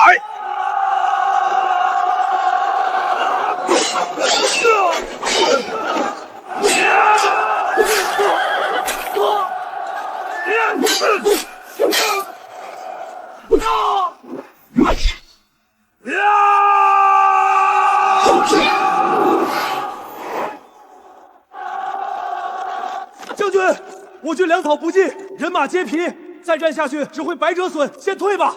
不可，一旦撤退，士气大跌，再难与兰历国抗衡。传令，收拢中军，边战边退，不许溃散。陛下，江将军与兰历国边军正面交锋，因长途奔袭，粮草难续，首战受挫，伤亡惨重。但江将军在战报中明言，绝不可退，请朝廷设法接应物资。陛下，兰历国强盛，乌境又远，若再这样耗下去，国库恐空，请陛下下令撤军。太好了，就该这么耗，没有朝廷那套生路转运给他续命，江野果然撞上硬骨头就不行了。陛下，打仗哪有不伤亡？此时撤军，前功尽弃。但臣以为，也不能让乌境诸国和兰历国觉得我大夏靠的是挥霍国力、堆银堆粮才能打仗。臣请陛下不必再大举增兵，只调破足以稳住前线的粮草军械，再令乌境以附诸部继续出粮、出马、出项，这样既能接应江将军，又不致让诸国轻看我大夏。若只是有限接应，前线未必能立刻翻盘。正因如此，才不能退。兰历国若见我军一错即走，必乘势反扑，乌境诸部也会再生异心。眼下最要紧的是让前线站住，而不是让天下觉得我大夏只会拿国库硬砸。准奏。好，既不断他们的念想，也不给他们真正续命。江野，你就继续在兰历国那里熬着吧。江野啊江野，就算给你增援，你也打不过兰历国。等你兵败，大夏必乱，我就能回家了。将军，这次物资比之前少，水、箭、干粮都少。传令的人说，朝廷不愿让外界觉得我大夏仗着国库充裕挥霍国力，故而只给有限接应。我明白了，国师这是要我用最少的东西打最狠的一仗，不是靠堆粮堆银取胜，而是靠军略与胆怯压服兰历，把能吃的都吃了，能喝的都喝了，今夜不省。这一顿不是养身子，是让你们拼命。一队绕到背风口，点他们草草棚；二队前到东侧箭塔下，等火一起，立刻哄箭齐射粮草营。三队跟我从西边断他们中军大帐。今夜一鼓作气，直取敌军粮草营，烧了他们的粮草，看他们还能坚守多久。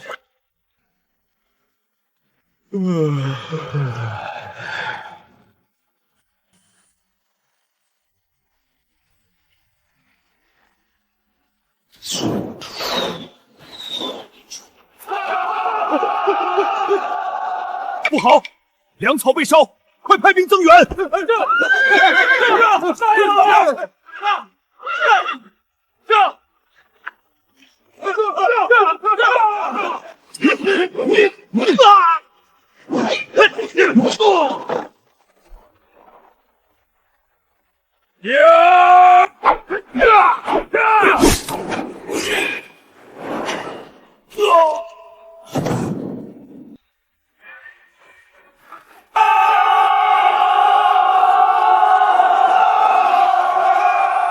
将军饶命，我等愿归降大夏。早知今日，何必当初？传令下去，安抚百姓，清点国库，上报陛下。报！江将军奇袭兰立国粮草营，攻破城池，兰立国守将率部归降。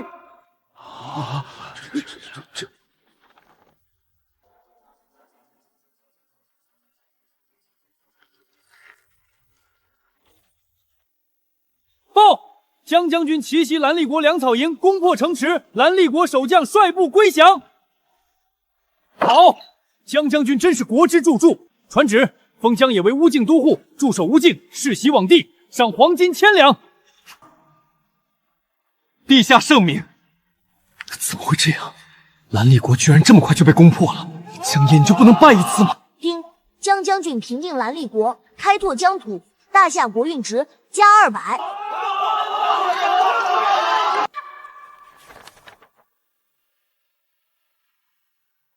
平定兰立国，大夏国力又强了一分。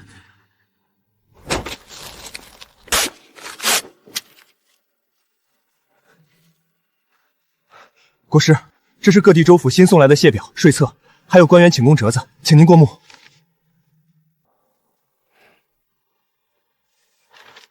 哼，仗打赢了，下面这些人果然全活过来了，请功邀赏，粉饰太平。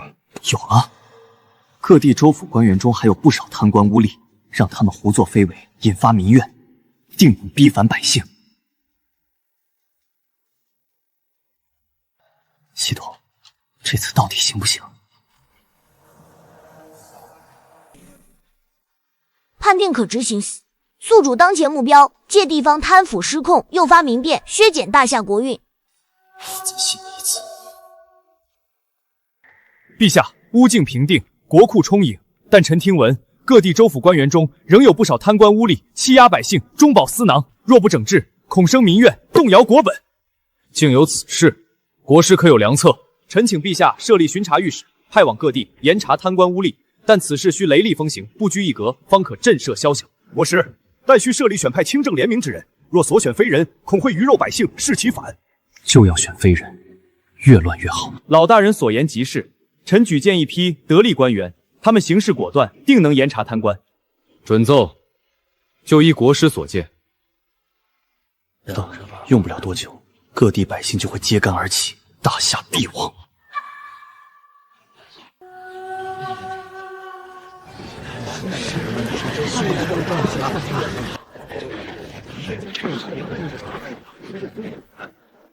御史大人远道而来，一路辛苦，下官已备好薄宴，为大人接风洗尘。本御史奉国师令严查贪官污吏，你且把账目拿来，若有丝毫隐瞒，定不饶你。算你识相，本账目仍需严查，若有问题，照样治罪。大人请。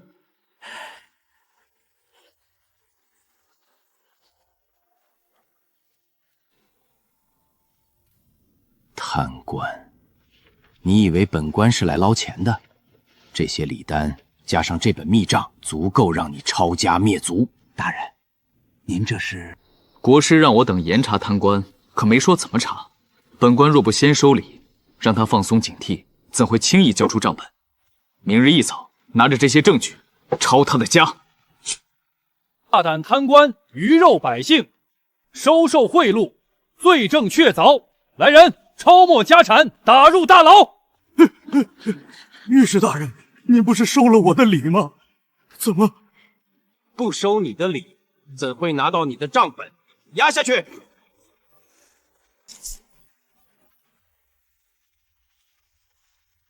青天大老爷呀，多谢御史大人为民除害。国师。巡查御史在各地严查贪官，不少贪官被抄家，百姓们纷纷称赞国师与陛下圣明。巡查御史不仅抄没了贪官的家产，还将一部分分给了百姓，百姓们都感恩戴德。怎么会这样？我选的都是贪官污吏，他们怎么还能得到称颂？丁，宿宿主设立巡查御史，严查贪官污吏，百姓安居乐业，大夏国运值加150。系统，你还记得你跟我说过什么不？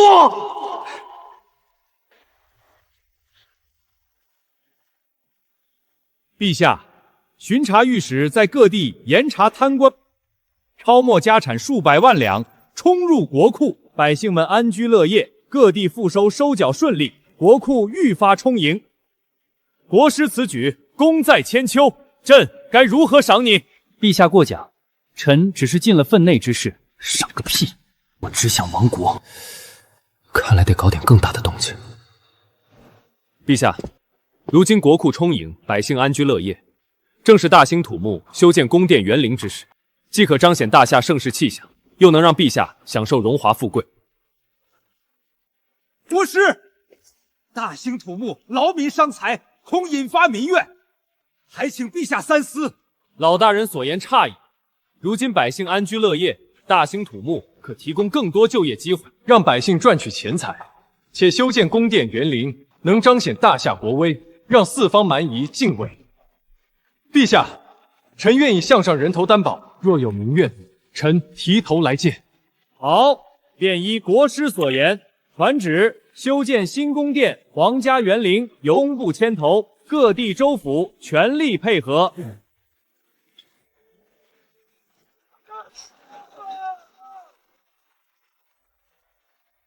传令下去，每日3顿干饭，足额发放工钱，不得克扣。工程质量务必保证，不得偷工减料。若有违者，严惩不贷。属下遵命。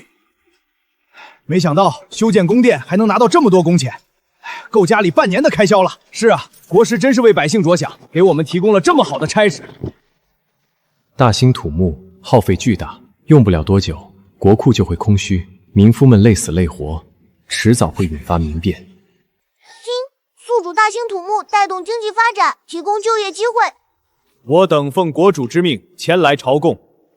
大夏国力强盛，疆域辽阔，愿与大夏永结同盟，年朝贡。各位使节请起。大夏愿与各国友好往来，共享太平。陛下圣明。万国来朝，大夏越来越强，必须想办法挑起战争。陛下，外国使节前来朝贡，彰显我大夏国威。但臣听闻，漠北边缘的蛮族部落屡骚扰边境，欺压我大夏百姓，抢夺粮食财物。竟有此事！蛮族部落好大的胆子！臣请陛下令北疆副将率5万大军北上，剿灭蛮族部落，彻底平定北疆。国师，北疆防务重要，若撤掉兵力北伐，恐遭戎狄偷袭。且蛮族部是实力弱小，不必大动干戈。老大人所言差矣。蛮族部落虽实力弱小，但屡骚扰边境，若不剿灭，日后必成大患。北疆副将久经沙场，率部北上，定能一举剿灭蛮族部落，扬我大夏国威。好，便依国师所言，传旨，令副将率5万大军北上，灭蛮族部落，平定北疆。陛下令我率5万大军北上，剿灭蛮族部落，平定北疆。传令下去，整备粮草军械，3日后开拔。北疆副将虽勇猛，但蛮族部落熟悉地形，且北疆大军北上后，防卫空虚，必亡。哈哈哈哈！大夏军队不过如此。我等在边境横行多年，抢了多少粮食财物，你们也奈何不了我们。哼，蛮族小丑也敢口出狂言！今日便让你知晓我大夏军威，为边境百姓报仇！进军！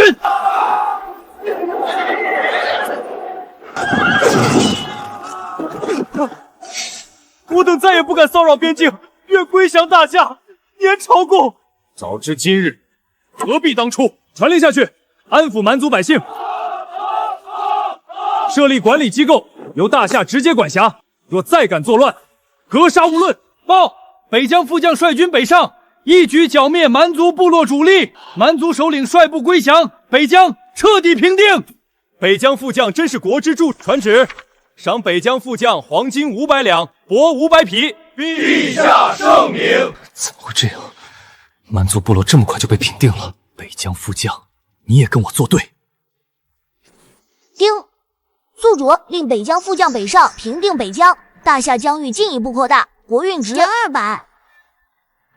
杀贪官导致朝堂清明，共力之使得漕运疏通，举贪官让贪腐减少，外戚领兵成功收复燕云。改税法，使得国库充盈，大兴土木变成以工代政，西进北伐，剿灭戎狄蛮族，开疆拓土。我到底做错了什么？还有一招，教导皇帝做昏君，让他沉迷酒色，残害忠良。陛下，您日夜操劳，太过辛苦，这些奏章让大臣们处理即可，您该多休息，享受荣华富贵。国师常说，勤政爱民才是明君之道，今日为何劝朕享乐？我以前说的都是屁话。陛下已开创盛世，无需如此操劳，有臣等辅佐，陛下尽可安心享乐。江南美女如云，风景如画，陛下可前往南巡，赏美景，观美女，放松身心。国师所言似乎有理，上钩了。只要你沉迷喜乐，不理朝政，大夏必亡。朕一直忙于朝政，确实未曾好看这大好河山。好，朕决定南巡，但并非为了享乐，而是要体察民情，看新政推行效果，看百姓生活是否真的安居乐业。不是这个意思，我是让你去花天酒地，不是去体察民情。国师，你看，运河畅通，商贸繁荣，百姓们丰衣足食，这都是你的功劳。陛下国师，新政好啊，不用再按人头缴税，日子越过越红火。多谢陛下，多谢国师。老人家，快请起，百姓安居乐业是朕最大的心愿。南巡也能收获民心，皇帝越来越英明，百姓越来越爱戴他。我到底该怎么做才能亡国？丁，宿主劝说皇帝南巡，体察民心，民心归附，大夏国运值，加200。好了好了，我知道了，你个添堵复读机。陛下，南巡途中辛苦，江南府衙特意备下了歌舞宴席，皆是本地绝色歌姬舞姬，何不召来助兴，与地方官员同乐一番？国师此言差矣。朕南巡本就是为体察民情、督察新政，岂能耽于享乐？陛下，如今国泰民安，不过偶尔消遣，无伤大雅。有臣等一众大臣辅佐朝政，陛下尽可稍作放松。国师，朕怎敢忘本？登基之初，大夏国库空虚，戎狄与蛮族环伺，百姓食不果腹。朕日夜忧思，只求国泰民安。如今盛世出现，更该勤政。传旨：江南府衙所备宴席尽数取消。耗费钱财，苏数拨给当地赈灾粮仓。明日起，朕每日4更起处理政务，亲自接见乡绅百姓，倾听诉求。我只是想让你做个昏君啊！朕南巡归来，见江南新政推行顺畅，百姓安居乐业，漕运商贸愈发繁荣，此乃举国上下同心之功。而国师张弛献策定策，力推改革，居功至伟。朕拟封张弛为文中伯，赏黄金1000两，锦缎100匹。臣谢陛下隆恩。别再给我封赏了，我只想回现代。宿主当前推动大夏国运稳步提升，未达成隐藏成就，亡国任务仍在进行中。皇上才18岁，根基未稳，朝堂还有不少守旧老臣，地方士绅虽被镇压，仍有怨气。乌境虽定，但江野久居边疆，北疆蛮族归降不久，人心未稳，总有机会搅乱大局。江将军西进，再传捷报，乌境残余不足，尽数归附，戎狄余孽彻底惊晓，商路已初步打通。江野劳苦功高，赏黄金500两，加封为西极侯，继续驻守乌境，安抚部族，巩固边防。臣代江将军谢陛下隆恩。陛下，新政推行之后，国库充盈，粮食储备够全国3年之用，各地垦田新增300余万亩。陛下，长城修缮过半，运河南段已通，南北商贸往来激增，国师献策之功，朕记在心中。后续期间边防诸事，仍需国师多费心。臣定当竭力为陛下分忧。机会来了，就从削江野兵权，挑动文武矛盾下手。江野手握重兵，战恭贺，朝堂文臣本就忌惮，再添把火，必能搅乱朝纲。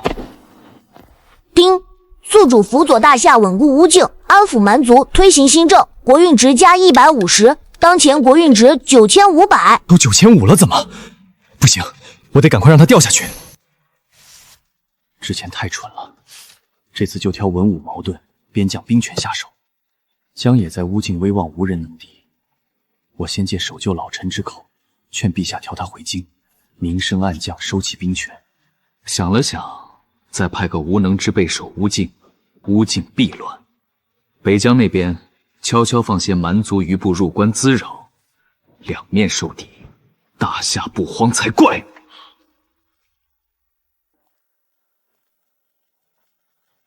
陛下，臣近日听闻，乌境部族虽归附，但仍有旧部心怀异心。江将军手握10万大军驻守乌境，久居边疆，恐生异心。且北疆蛮族归降不久，人心未稳，朝中无大将坐镇，臣心有不安啊。国师此言何意？江将军忠心耿耿，北伐西进皆立大功，岂会生异心？蛮族归降后也安分守己，北疆方防亦无纰漏。陛下，臣并非疑江将军忠心，只是自古功高震主，将强主弱，江将军兵权过重，战功卓著，朝堂文臣多有顾虑，不如调江将军回京任枢密使，再派心腹官员前往乌境驻守，既安朝堂之心，又显陛下仁厚。北疆那边可令北疆副将加强巡查，以防蛮族余部印动。国师所言似有几分道理，江将军在外征战多年，也该回京休整。上钩了，只要调走江野，乌境必乱，北疆再稍作手脚，大夏必陷困境。报！乌境急报！江将军西进大捷，率部横扫乌境残余部族，一路向西追击戎狄余孽，直抵里文瓦尔山脉，沿途数十部族望风归附，戎狄主力尽数被歼。陛下圣明，江将军拓土至西极，乃千古未有之功。我大夏疆域西得阿尔卑斯，北至漠北，南国岭南，东达东海，实乃盛世之兆。陛下圣明，大夏万年。好，江野不愧是国之柱柱。传旨，上将军黄金千两，锦缎千匹，晋封西极公，世袭罔糟了，江野打到里文拉尔山，威望已达顶峰中根，更是稳固。再放任下去，必成心腹大患，必须立刻调他回京，削其兵权。陛下，江将军立下不世之功，实乃大夏之幸。但臣有一忧，江将军手握10万重兵，久居西极，远离朝堂，如今威望无人能及，恐生变数。且乌境初定，各部族人心未稳，若将军拥兵自重，后果不堪设想。国师所言极是，自古功高震主，不可不防啊！陛下，江将军征战多年，想必也思念故乡，不如召他回京任枢密使，明升暗降，收其兵权。再派心腹官员前往乌境接管军务，既显陛下体恤功臣，又能稳固朝局。国师所言似有道理，但江将军正在西极安抚部族，此时召回，会不会动摇乌境根基？陛下放心，乌境各部族已被江将军威慑，且感念大夏恩德，此时换将并无大碍。好，便依国师所言，传旨召江野即刻回京任枢密使，掌管全国军务，令副将李明暂代乌境都护之职，安抚部族，稳固边防。丁，宿主献策召回江野，朝堂权力格局变动，乌境隐忧出现，大夏国运直奉100，当前9400分之万。Yes。我大夏将士远征万里，扫平西极。今日在此刻石记功，让后世皆知我大夏军威。大夏万年，将军万岁！将军，京城急旨，陛下召您即刻回京任枢密使，掌管全国军务。枢密使？陛下为何突然召我回京？乌境各部族尚未完全安定。将军，想来是陛下感念您劳苦功高，召您回京享福。乌境事务，陛下令末将暂代。罢了，君命难违。传令下去，整军拔营，即刻启程回京。切记，我走之后，务必善待各部族，严守边防，不可滋事，尤其要防备戎狄残余死灰复燃。末将遵命。陛下，臣接乌境密报，部分部族趁将军回京途中，勾结北疆蛮族余部，囤积粮草，收拢部众，似有反叛之意。竟有此事！乌境部族素来骄傲，全凭江将军威慑，如今主将离境，李明威望不足，蛮族余部又煽风点火，若不及时处置，恐将生变。江将军还在回京路上，总不能半途召回吧？陛下，可传旨令北疆副将率3万大军西进驰援，同时飞鸽传书江将军，令其在途中统筹调度，既不耽误回京任职，又能稳住局势。北疆大军西进，必粮草不济，李明无能再遇伏击，必败无疑。准奏。陛下圣明。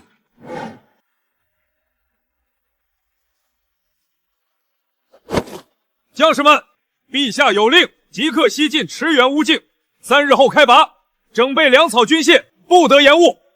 遵命。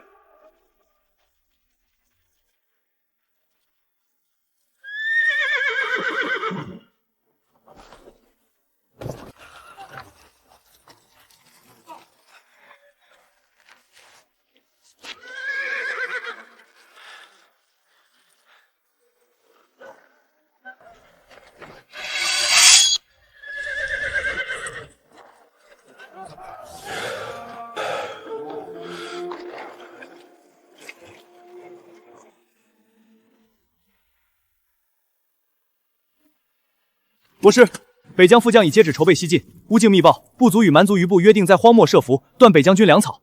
密切关注动向，一有战事即刻禀报。需提醒户部调标粮草支援北疆军吗？不必，北疆与乌境相邻，令其就地筹措即可，无需劳烦户部。宿主献策调军西进，强化防务预期，国运直加200，当前9600。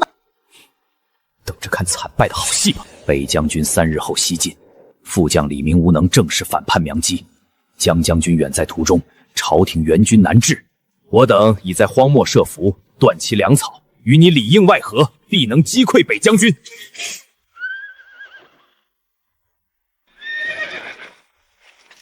报将军，陛下急令，乌境部族勾结蛮族余部反叛，令北疆副将西进驰援，命您途中统筹调度。李明鲁莽，北疆副将不熟悉乌境地形，此番西进必遭埋伏。是否上书陛下，请求改道驰援乌境？君命不可违。传我将令，飞鸽传书北疆副将，放缓行军速度，沿水草丰茂之路推进，沿途联络归附部族获取补给，严查沿途异动，以防伏击。另传信副将李明，坚守乌境都护府，切勿贸然出兵。末将遵命。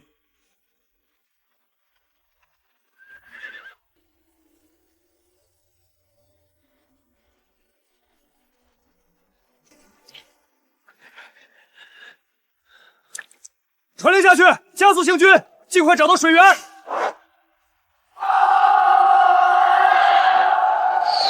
有埋伏！北将军，今日便是你们的死期！稳住阵脚，列阵迎敌！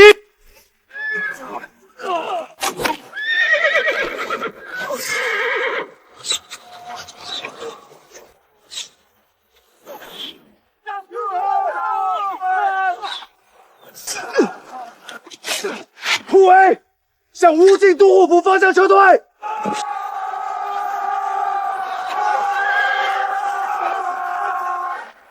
报！陛下，北将军在乌境荒漠遭遇伏击，粮草尽失，死伤惨重，正向都护府突围。乌境多部族反叛，李明副将坚守都护府，请求紧急增援。终于乱。陛下莫慌，江将军已在回京途中，可令其即刻改道驰援乌境。再令户部调拨粮草，令河西守军西进接应，定能平定叛乱。准奏，传旨江将军改道驰援乌境，河西守军全力接应，户部火速调拨粮草。丁，宿主挑动乌境叛乱，北将军受挫，大夏国运值-500，当前9100分之1万。终于掉下来了，再加把劲。如今江野功高震主，现在乌境叛乱全因他而起。国师召我等前来，原来是要聊江野。那江野如今虽身陷乌境战事，但威望仍在，回京后必对我等不利。新政更是断了我等世家财路。是啊，若回京掌权，我等必无容身之地。且新政推行以来，朝堂文武对立，国库虽盈，却寒了天下士绅之心。不如联名上书，逼陛下罢黜江野兵权，废除新政，重立士绅免税之制。若陛下不允，便集体辞官，以清君侧为名施压，陛下年少，必会妥协。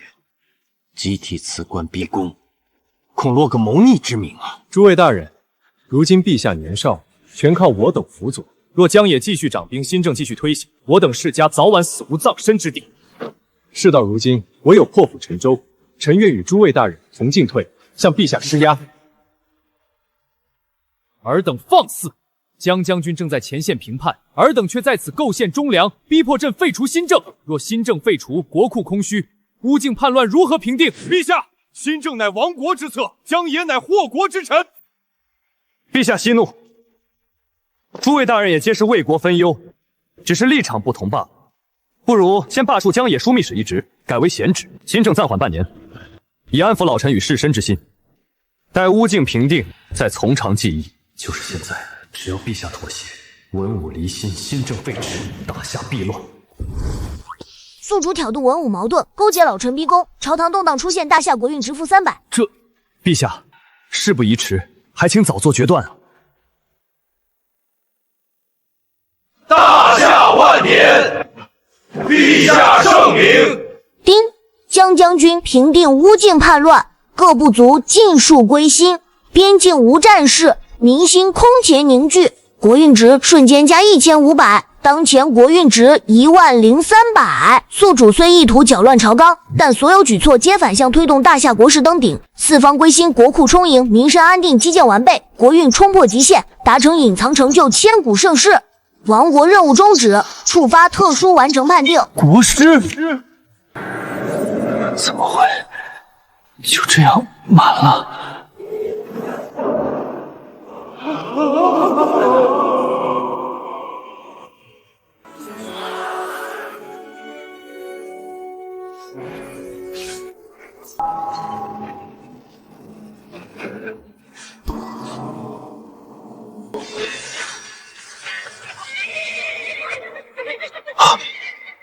这是哪里？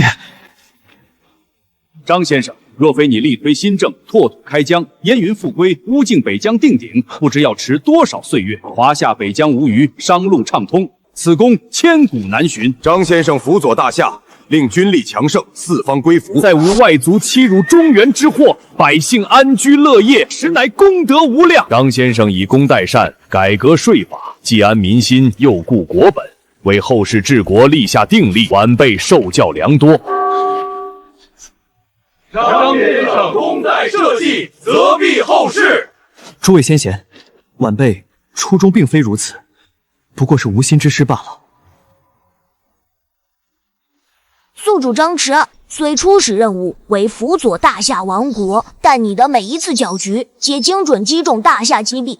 改革税法，解决国库空虚，以工代助，平息灾情流民，力主征战，收复疆土，定理边患。即便挑动文武矛盾，也因江将军平定叛乱，部族归心而彻底化解。你推动大夏成为横跨欧亚的超级帝国，弥补了华夏历史上诸多疆域、方房、民生的遗憾。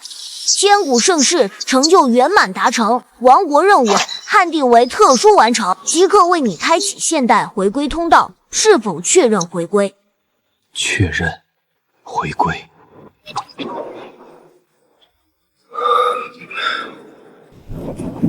我回来了，我的彩票。张弛，死哪儿去了？方案改好了没有？不想要工资了是不是？工资我不要了，方案也没有了，以后别再联系我。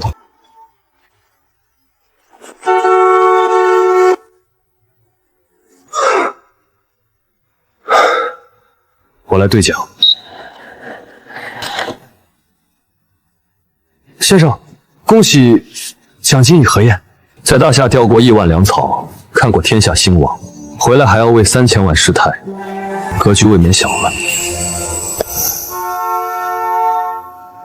这个奸臣看来没白当。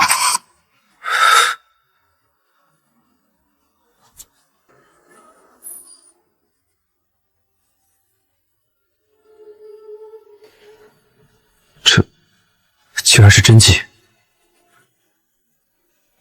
同学们，历史上一直有个谜，大夏最伟大的国师张弛晚年在起居记里留下过一句话：若后世有人来对账，便知我这一生值了。他是在和未来说话吗？我叫张弛，一个普通的现代打工人。我本想去古代完成奸臣系统任务，可我没想到，我带回来的是整个民族1000年的底气。